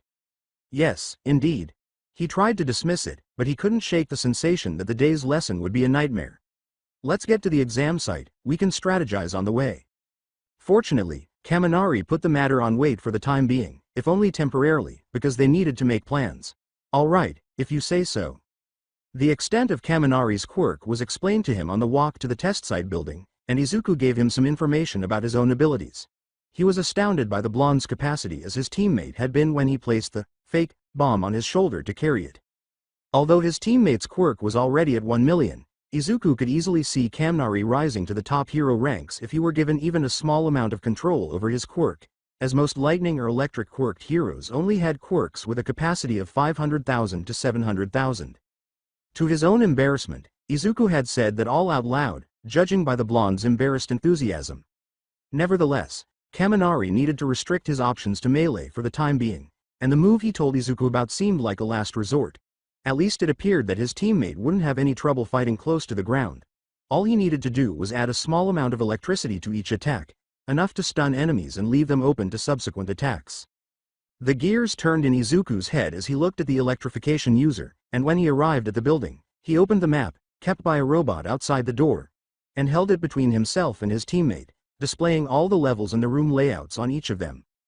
Kaminari-san, I have an idea. About 5 minutes into the uncomfortable silence he was experiencing, All Might declared that the activity had begun. With a final look at his impolite comrade, the armored teenager charged into the surprisingly dilapidated building, idly registering a stern, "Don't get in my way," extra, above the sound of explosives. Tenya let out a sigh of disappointment as much as relief, though he would never acknowledge it. As soon as he saw the pairings, he knew this activity would be problematic. He had hoped it wouldn't be the case, that his teammate was sensible despite his rough appearance. But he was convinced otherwise by the sound of progressively fading explosions. He recognized glumly that his comrade had abandoned him. He sighed and pocketed the floor plan of the building. The main hall in front of him was a desolate ruin, illuminated only faintly by the doorway's light. Tenya entered the now ruined ruins with a steely determination. Although the building's exterior appeared to be in good condition, the interior was very different. When he entered the entryway, the damage was far more extensive than he had anticipated. The structure was eerily dark, with all the lights broken and torn from their fixtures. It was only when he took out his phone that he noticed the broken lights and smashed glass. Or was it plastic? Scattered across the floor. It was not much better in the building. The stairwells that ran the length of the building were badly damaged, according to the floor plan he had tried his best to memorize. Deliberately stopping or slowing down his team must have been the goal. He was impressed, he had to admit. In their few encounters, he had found Midoriya to be a kind giant, while Kaminari appeared too relaxed to consider such a tactic. Maybe he needed to reconsider his rivals. Additionally, he could see light emanating from a second-story window, with a heaping mass of debris beneath it. Like the other 3 stairwells in the building, the connecting one had been destroyed, but he believed he could reach the second floor if he leapt from the debris to a section of the damaged staircase. Before retreating, he made sure the debris pile was stable. Leaping to the top of the pile, he launched himself off the wall and onto the remnants of the staircase he had started on. There was a faint sound of his teammate roaring through the second floor. Tenya ran around the second floor and discovered that it was just as dilapidated as the bottom floor. The stairwells were completely destroyed, and most of the lights had been torn out. Additionally, there were no furniture in any of the rooms, and there were signs that they had been picked up and relocated somewhere else. It made him ponder what kind of challenges he should expect. It would make sense for Midoriya to use his strength, and all of the furniture could be used to blockade anything. Iida was thinking when he heard a screaming cry and a series of unusually loud explosions that were far louder than the nearly inaudible cracklings he thought were powering his teammate. "I finally found you, you fucking nerd. Now stop hiding and fight me, or are you just going to run away like the worthless Deku you are?" It sounded as though it originated upstairs. Midoriya must have come upon Bakugo. Iida ran to the altercation, leaving the level behind. Izuku paced the 3rd floor of the building in silence, or as quietly as his hero costume permitted. They'd cut off the wires, so his eyes had mostly adapted to the dim corridor lights, and he was expecting a battle in the next few minutes. He was pacing between the 5 damaged stairwells for the time being, trying to monitor Kachan's cacophonous exploration. This development, along with the fact that All Might had not given him any notice, convinced him that Kaminari's strategy had been successful. They still had to either avoid the opposition team or stall for the remaining time till the action was over. He heard the fiery blonde burst up to the 3rd floor, so he ducked into a darker hallway, hiding behind the corner and waiting. Pulling his hood up, the 9th holder squatted with his legs soaked with a fraction of one for all, thinking, it shouldn't be long now. The explosions were approaching. Nearer. As Kachan drew nearer, the hallway began to light up. Until crimson eyes came around the corner, rebellious. When Izuku threw himself at his friend-turned-bully, the concrete floor under him crumbled. His fist rocketed at the explosive blonde, filled with force at a rapid pace. At least until he was surrounded by noise and fire, and a flood of heat swept over him. Smoke poured over Izuku, and he winced, closing his eyes tightly. Izuku could hear him giggling, even if his ears might have been ringing from the explosion. Kacchan sneered, "You flinched, you weakling. What, too scared to fight back?" He detested the moniker, yet Kacchan was correct when she said, "Don't look down on me, Deku." He trembled. After all, he had no idea what his power would do to a human. He tightened his jaw. All Might and his father had cautioned him on multiple occasions about the potential dangers of his peculiarity. It just took one punch to knock down a zero-pointer, so he knew it would be risky to fire off a smash at anything. Nevertheless, he didn't even land the hit, and this was the first time he had used it against someone. Izuku jumped out of the way as the blonde rushed, blasting a hole through the neighboring wall. "I finally found you, you fucking nerd. Now stop hiding and fight me. Or are you just going to run away like the worthless Deku you are?" the blonde said. He didn't want to kill Kacchan, but he knew he would eventually need to utilize it for warfare. Even though he was a conceited jerk, Izuku still thought the blonde had a lot of potential to ruin his future. And so, even without realizing it, he held back. Waving away the smoke, he saw Kacchan's terrifying grin slowly approaching, starburst sparks sparking from the flaming blonde hands, before he charged at him. "Don't dodge my attacks, Deku." Izuku's quick reflexes allowed him to dodge an explosive cloud that was flying over his shoulder. A sweeping backhanded fist, driven by explosions, quickly followed the cloud, and he backed away from it. Even with all the energy from the blasts, Izuku didn't feel like he was going to topple over anytime soon, so he had to thank All Might for the boxing lessons later. His opponent kept whirling and kicked back, taking advantage of the momentum. He could still feel the impact of each attack on his arm, even though the gauntlets offered as much protection as they did. Even while the kick was not as powerful as the backhand, it would still jar him if he was struck in the head. Seconds before, the ground where he stood was scorched by the downward explosion, which he dodged by leaning back. "Ping! Stop dodging, you fucking nerd," Izuku said, ignoring him to listen to Kaminari's words. "The trap's ready, dude, and I can hear you two fighting downstairs. You gonna be okay?" He disregarded the blonde's taunting and pressed his earphone to answer his teammate. He dodged an explosive blow and said, "Little, occupied right now." "Got it. Try to lead them up if you can. I'll be ready and waiting. Kaminari out, ping." Kacchan insisted, "Don't ignore me, you shitty Deku." But Izuku was as swift as the blonde was vicious. Izuku had already experienced the onslaught numerous times, therefore he was already accustomed with his fighting style. That seems to have altered in the few months that he hadn't seen the blonde. For some reason, it didn't feel as frightening as it used to, even if it was only slightly faster. All he had to do was interrupt Kacchan's rhythm and counter him. "I am capable. I'm capable." Izuku couldn't help but worry at the sudden calm in the fiery blonde's expression as the onslaught came to an abrupt halt. "They're loaded," he said to himself. "Loaded? Hold on, don't tell me what's loaded. You won't even use your so-called quirk, yet you think you can win without it? Are you looking down on me, Deku? My name isn't Deku. I'm not just some kid you can push around anymore." Izuku saw Kacchan's smirk go crazy, so maybe it wasn't the right moment to say anything. "It's been a while since we talked, but with your stalker books you probably already know. My sweat is like nitroglycerin, and I can ignite it from the palms of my hands and make it explode. And thanks to all the running around I've been doing, my gauntlets are full of nitroglycerin right now." He took a stance, raising his arm and removing the metal from it. "Young Bakugo. Stop. You'll kill him." Izuku knew that something significant was about to happen. The sound of All Might's voice coming from the announcement system was a good clue. With a cautious step behind him, he lifted a fist and poured one for All's flaming energy into it. Kacchan wrapped his finger around the gauntlet and a pin-like trigger sprang out. "He'll be fine as long as he dodges." The blonde pulled the pin out with ease. As the flames surged towards him, the concrete tore and the hallway quickly filled with ashes and fire. His fist flew at the approaching darkness, and he nearly questioned whether this was the right choice. A killing. He had just been at a murder scene. With smoke so dense that it covered out everything, a cloud of ash and debris hung over the demolished passageway. Just. A green arrow struck true, piercing the fog and slicing straight into his laughing teammate's head. Bakugo only became conscious again after being hit by Midoriya's armored fist a second time. As Tenya hurried to the blonde's rescue, he saw Midoriya deliver two more quick blows to the blonde before launching himself at his opponent.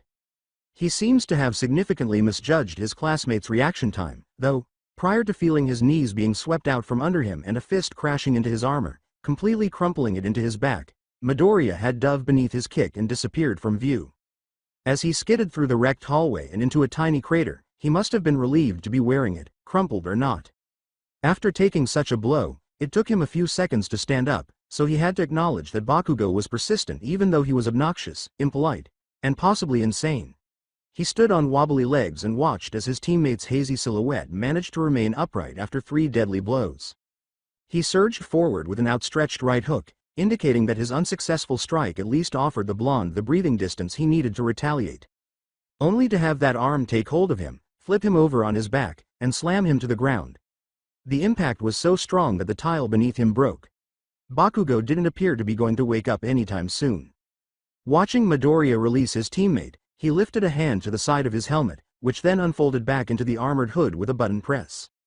All Might stood motionless as he made his way to the entrance in the completely silent recording room. His kids' cries caused him to turn back to the screen, even though he was ready to run out towards the building and end the test himself. He was relieved to do so because he was surprised by what he witnessed. He felt waves of relief and awe as he saw his apprentice defeat young Bakugo and young Iida in less than a minute. Damn, do you think Iida is alright? Like, holy crap, he went flying there? I'm more wondering how Bakugo is taking all those hits. Midoriya's arms are covered with metal, and we all saw how far he threw that ball.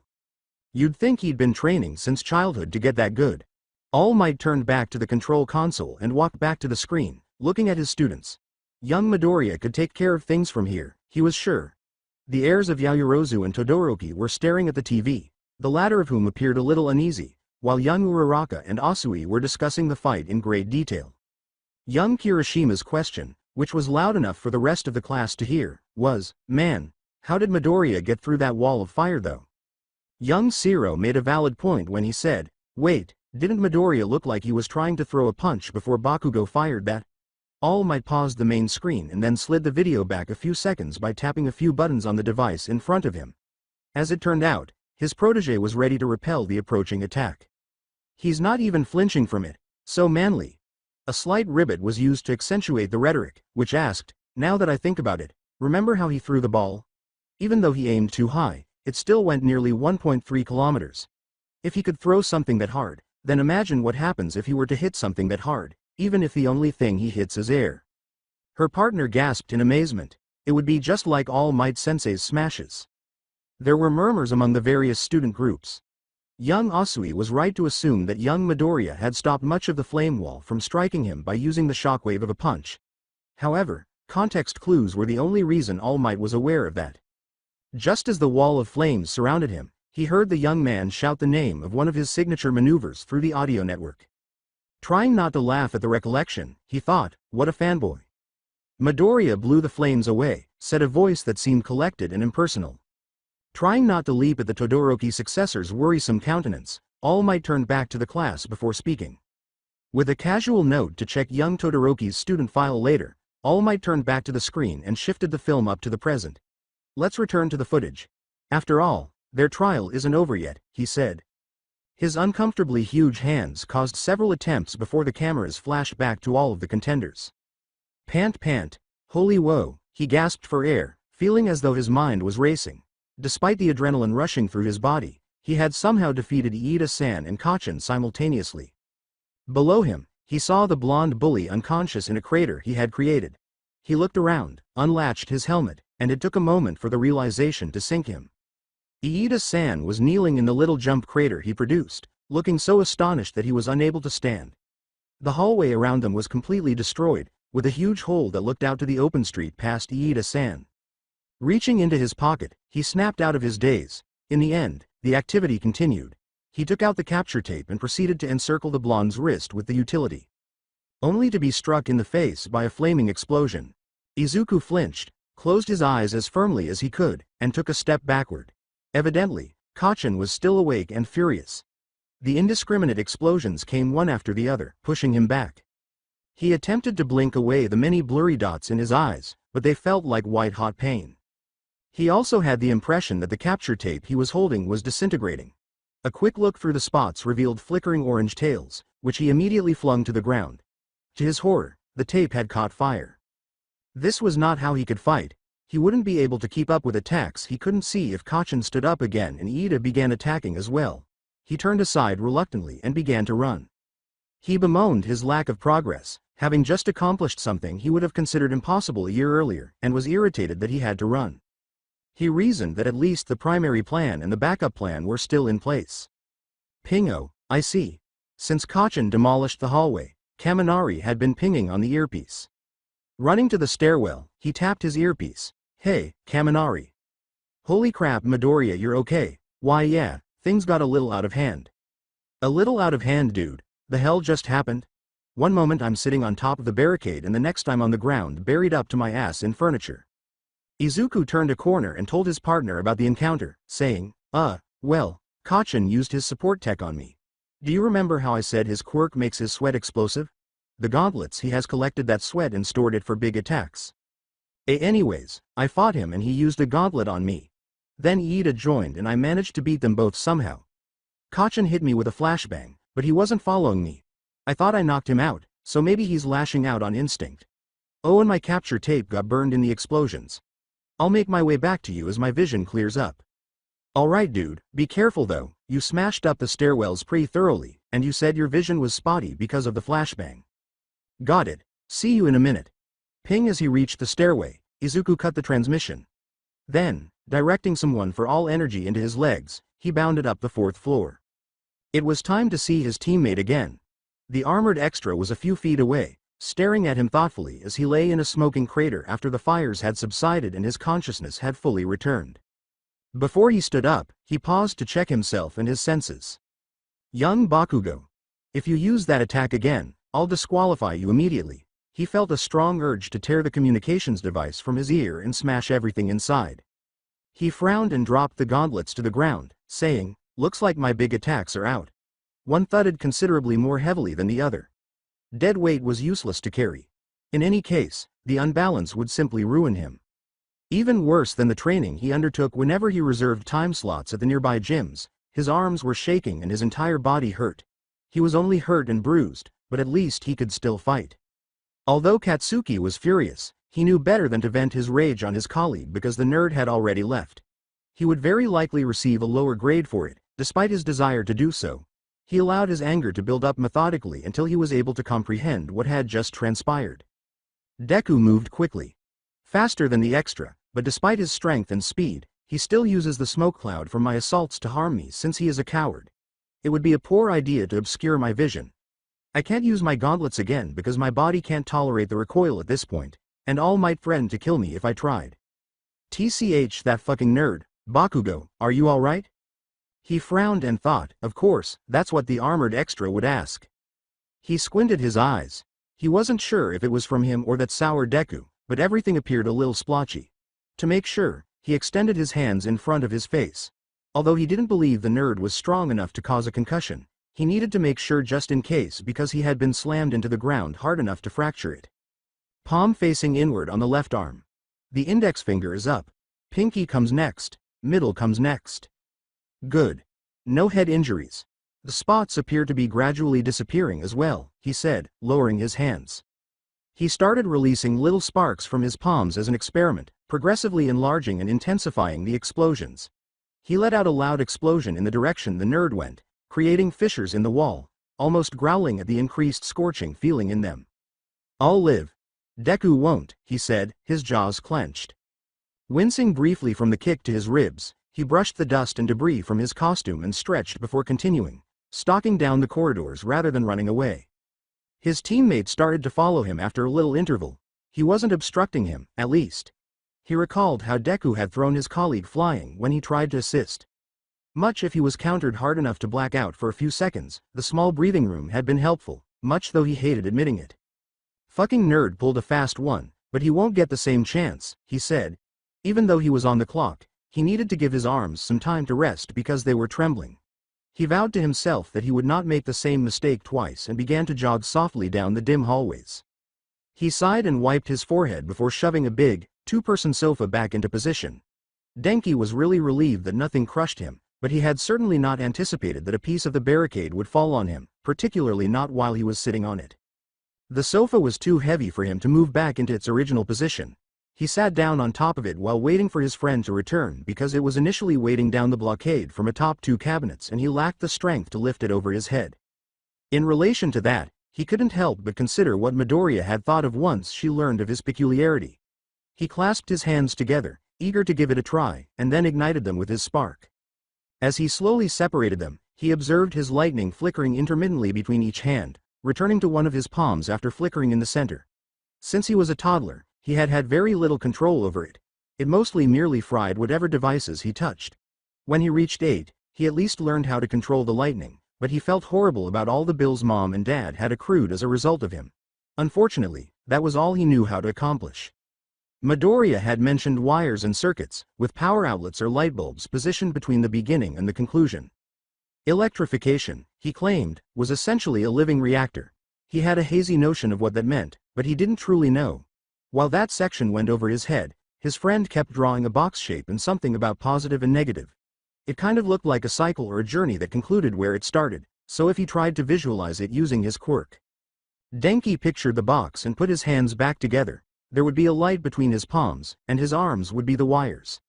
In the past, he had attempted to use his quirk to do exact acts, but he had only been able to focus his lightning on specific bodily parts. That was all he ever seemed to be in control of. He didn't have high hopes for his small experiment. He struggled to contain the electricity that crackled down his arms. He had a suspicion that his partner had not meant for him to move where the quirk was being activated. He had only managed to dimly illuminate the hallway ahead of him. He shook his head, inhaled deeply, stopped his quirk, and tried again. Perhaps the advantages and disadvantages Midoriya had discussed were similar to push and pull. However, how in the world does someone use lightning for that? With his power coursing through his arms once more, he pondered. Lightning streaked up one arm, down the other, and off his jacket. He said, "This isn't it, for sure." He sighed and switched off his quirk. He leaned on one of the sofa's arms and thought, maybe I should just ask Midoriya after this. Denki examined the fissure between the tiles. He had been inserting stripped electrical wires between the majority of the gaps just minutes before. His partner had rushed over the first and second floors for about 2 minutes, tearing out all the wires and lights so they could be used in this trap. And if Denki had to admit it, the trap was amazing. In addition to giving him some much-needed range for his quirk, it allowed him to avoid using his indiscriminate shock as he had originally planned. He put his hands together and attempted to make the circuit, or was beginning to, when he heard Midoriya hurrying up. He got up and walked toward the armored teenager, his excitement waning. "Dude, you good?" he asked. "Why yeah, the spots are disappearing faster than I thought they would.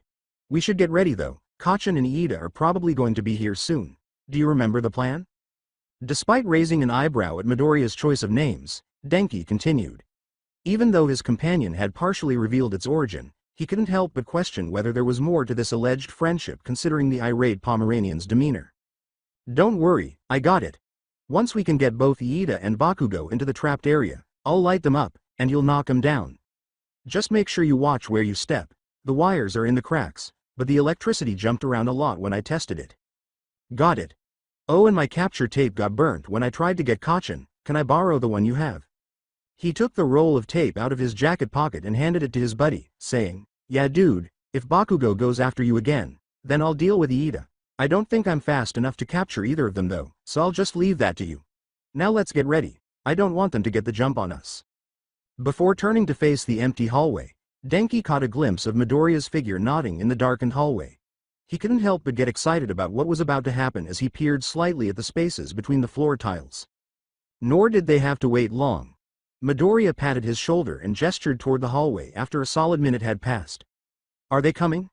"I can't hear them," said Denki in a low voice as he hadn't heard anything yet. "Two pairs of footprints, one heavier than the other. It sounds like metal boots on the floor." He was unable to contain his disbelief at this. Was he truly that hard of hearing?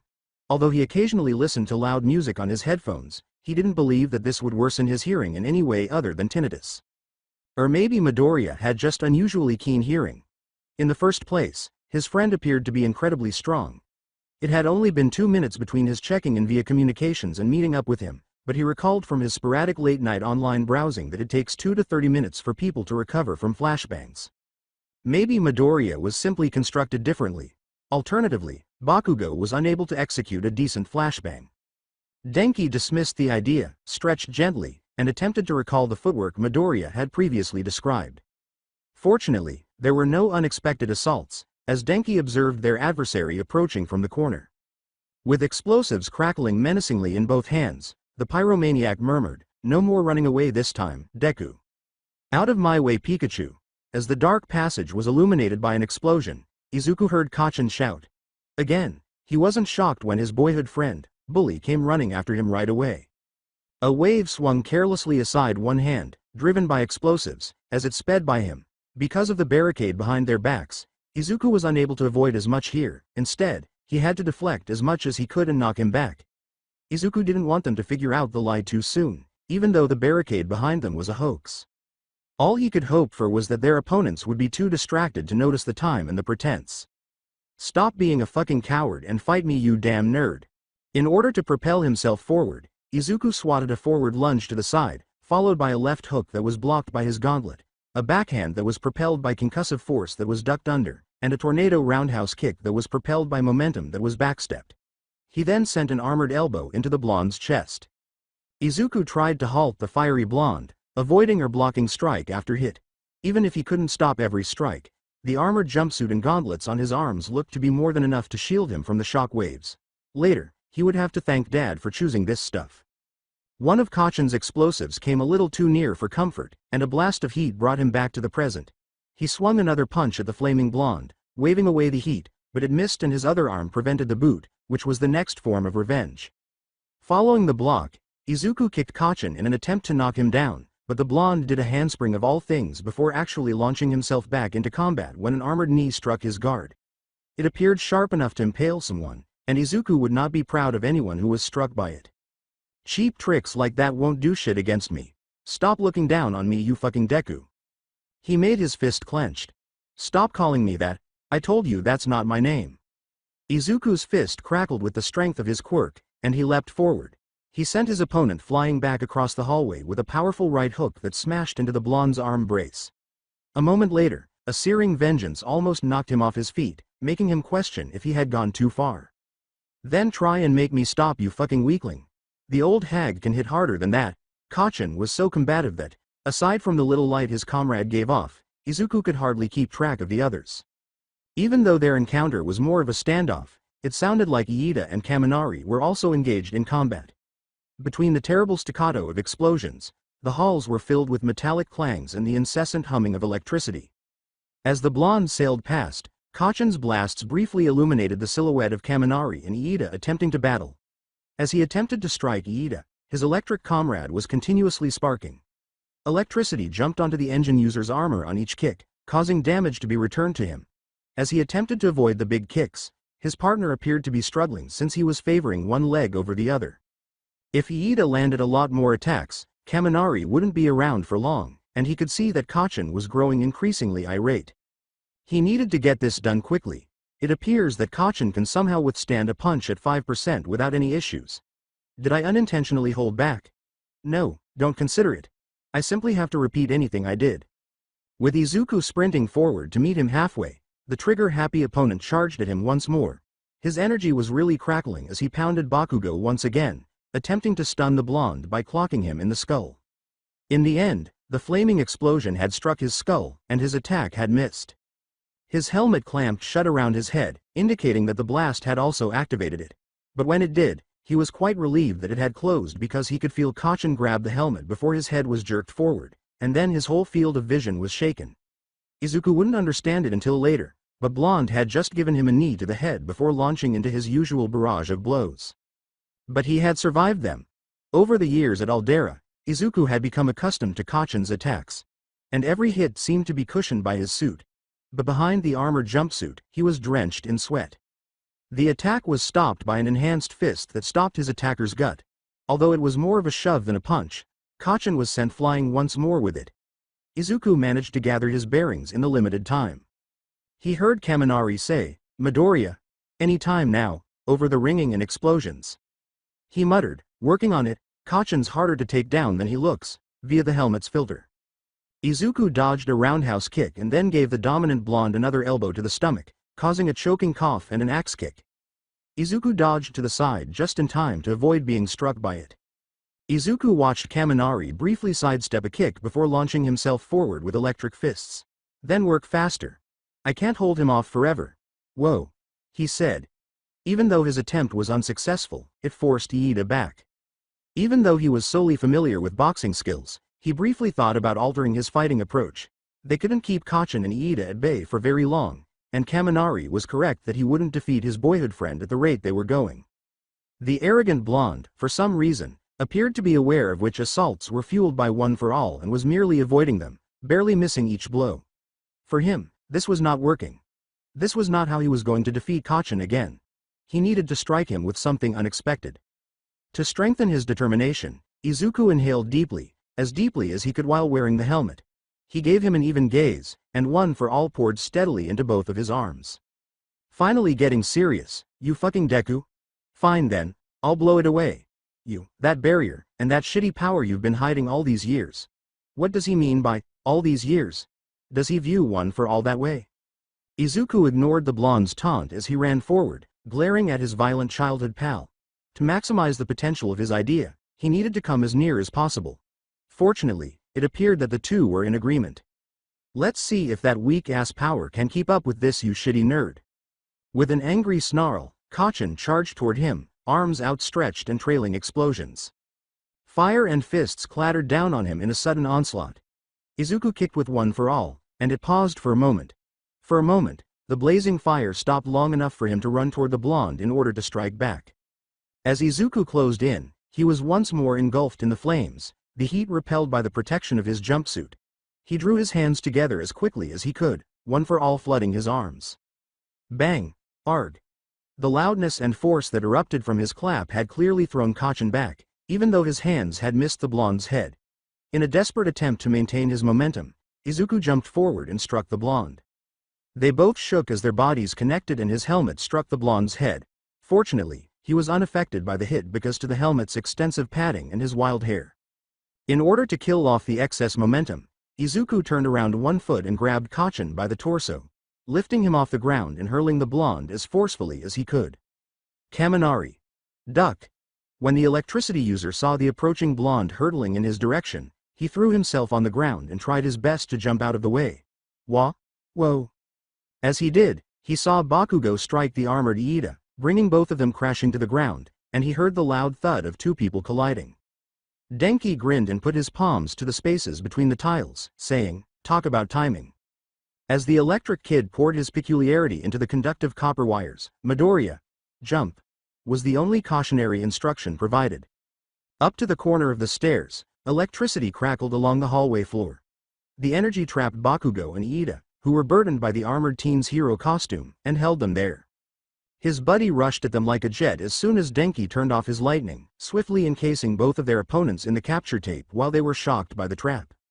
Just a few seconds later, All Might's loud voice could be heard on the announcement system. The defending team wins. When his shoulders slumped and he began to giggle, he couldn't help it. Before long, it turned into full-fledged laughter. Denki leapt to his feet and bounced around, pumping his fist. Ha ha ha. We did it, yes, he said. When Midoriya noticed the green-haired teenager laughing, he realized that the contagious laughter had already reached him. Dude high five. The slamming of their palms was insignificant in comparison to Denki's euphoria, even if Midoriya's palm was covered in a solid synthetic substance. He needed many minutes to settle down. It seemed that All Might was allowing them to enjoy their triumph. Dude, what a kind instructor. When he finally calmed himself, Denki saw that medical robots were carrying Iida and Bakugo away, and that one of the robots was lighting up the corridor so that he and his friend could see it. Man, that plan of yours really came in clutch there, Midoriya. It was you who managed to stun them though, Kaminari-san. I honestly don't know if I could have taken them both a second time if you hadn't given me an opening. Buddy, you sell yourself too short. If it wasn't for you, I wouldn't stand a chance against Bakugo. Why yeah, I guess that's true. His quirk is hard to defend against without armor. Anyway, we should really get back to the class. We shouldn't keep All Might waiting. Denki remembered the dark area and groaned. Right, back to the observation room. There are other matches to sit through. He didn't recall seeing any chairs in the observation area, but they still had 4 matches to watch. Sitting wasn't going to be their plan. Before focusing on the barricade they had constructed, the electricity user admired their craftsmanship as he scanned the worn corridor. As he got closer, a thought began to take shape in his mind. Hey, Midoriya. Can I get a hand with this? Toshinori had believed that young Midoriya and young Kaminari's bout had gone well for the two after the first battle trial was over. It seemed that the two got along based on the conversation he heard on his headset, but only time would tell if his successor would take the risk he had mentioned and turn this exchange into the friendship he had described. Still, it was taking the two a long time to get back to the observation room. He switched the main screen back to the match lineups when the match was over and shut off the cameras for that building. Even after the contest was over, young Iida had had time to come back from Recovery Girl's workplace. Young Bakugo seemed to be too worn out after being healed to continue watching the class, however young Iida seemed to be able to. At least until he heard conversation outside the door, he was going to send someone to find them. He heard something about not fitting through the door, but their voices were muffled. As soon as young Shoji entered the door, he realized what they were discussing. The electricity user glanced through the door and said, "Wow, thanks dude," while attempting to keep his hands on the furniture. Young Midoriya was outside the entryway with young Kaminari, who was turned away from the door while carrying a two-seater sofa. Members of the class looked on in shock at this unexpected experience. As the class erupted in conversation, young Iida started reprimanding the two. It appeared that they would be here for some time, so he was relieved that he still had an hour and a half left. At this time, Toshinori couldn't help but laugh at the memories of their antics, which brought to mind something from decades before. He chose to carry on with the class after noticing the large number of people watching him. "Nice of you to finally show up. While I don't mind you grabbing seats, I would appreciate it if you didn't take so long to get here. We're burning daylight, and there are still many ladies and gentlemen who have their trials to get through. Sorry all might, my bad, sensei." Even though the two were physically distracted by the sofa, it could be a good idea to carry on the lesson now that they were present. Everyone will be getting an in-detail breakdown of their battle trials tomorrow, but for now, would anyone care to guess who the MVP of this match was? Any thoughts? Toshinori asked. He had prepared a response to the question, but he had decided it would be best to let the students debate it among themselves. He listened to the recorded audio and reflected on the actual exercise. While the defending team developed at least 3 backup plans, the attacking team hardly strategized at all. However, the building had sustained significant damage from both teams. On the defensive team, however, he was unable to comment much because the damage had been deliberate. While the rest of the damage to the lightning system might be viewed as small in contrast, the majority of the damage was caused by stairwells collapsing on themselves. Then there was the damage from fighting, and the gauntlet shooting of young Bakugo. They were extremely fortunate that none of the building's destroyed sections could support any weight. However, the defense team did a superb job of concealing the actual device behind their barricades. Young Iida is unaware that the barricade that young Kaminari and young Midoriya were protecting was a fake. The real one was concealed in the basement. There, young Kaminari receives extra credit for both considering the idea of finding one and placing it in the basement. As instructed by Principal Nezu, the student activity designs usually do not cover everything to allow for students' improvisations and ideas. He can't help but see young Yaoyorozu staring at him sharply as he looks around the classroom, as though she had something to say or a question. Maybe she knew the answer to his open-ended query. "Yes, young Yaoyorozu. All might, sir. I believe that either Midoriya or Kaminari should be elected as the MVPs for the match. Midoriya has demonstrated good combat skills and teamwork with Kaminari, as well as the ability to adapt to new information and change his plans accordingly. Meanwhile, Kaminari has shown out-of-the-box thinking, as he found the basement, which wasn't in the building plans, but also came up with the idea of placing the bomb in there and luring the attacking team with a fake bomb. Additionally, Kaminari was the linchpin to their trap, which enabled Midoriya to capture the attacking team without retaliation, unlike in his first attempt. Furthermore, another point for Kaminari is that he didn't damage the building to the degree that Midoriya did. However, that last point is mostly because I've noticed Aizawa-sensei docking points from Midoriya because of property damage. Gosh, that was so detailed. Young Yaoyorozu took a moment to compose his response after being so taken aback by how thorough his reaction was. That's entirely correct, young Yaoyorozu. Even if it was planned, damaging the building more than necessary could lead to the building collapsing.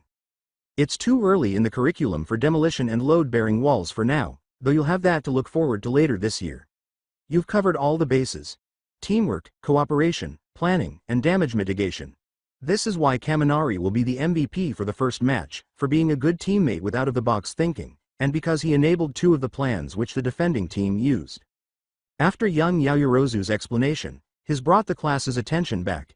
Young Kaminari and young Midoriya appeared to be halfway through packing the sofa through the doorway, but the latter had stopped in the middle, gazing awestruck and slack-jawed. Turning back to the monitor, Toshinori displayed the list of students and their pairings once more. Now, let's move on to the second match, shall we? She asked. Although their icons were smaller and colorless, the first pair was displayed above the groups below. A few more keyboard buttons were pressed, and the icons for the pairing, resembling a slot machine, scrolled across the middle of the screen. The icons eventually ceased scrolling and displayed the subsequent match. For the second match of today, Mezzo Shoji and Tsuyu Asui as the attacking team, while Mashiro Ojiro and Yuga Aoyama are on the defending team. I'll let the four of you get to the trial zone. Due to the poor state of the previous building, we'll be moving to the next one. Be on your toes, you zygotes. I will continue the story in next part. Till then, bye bye.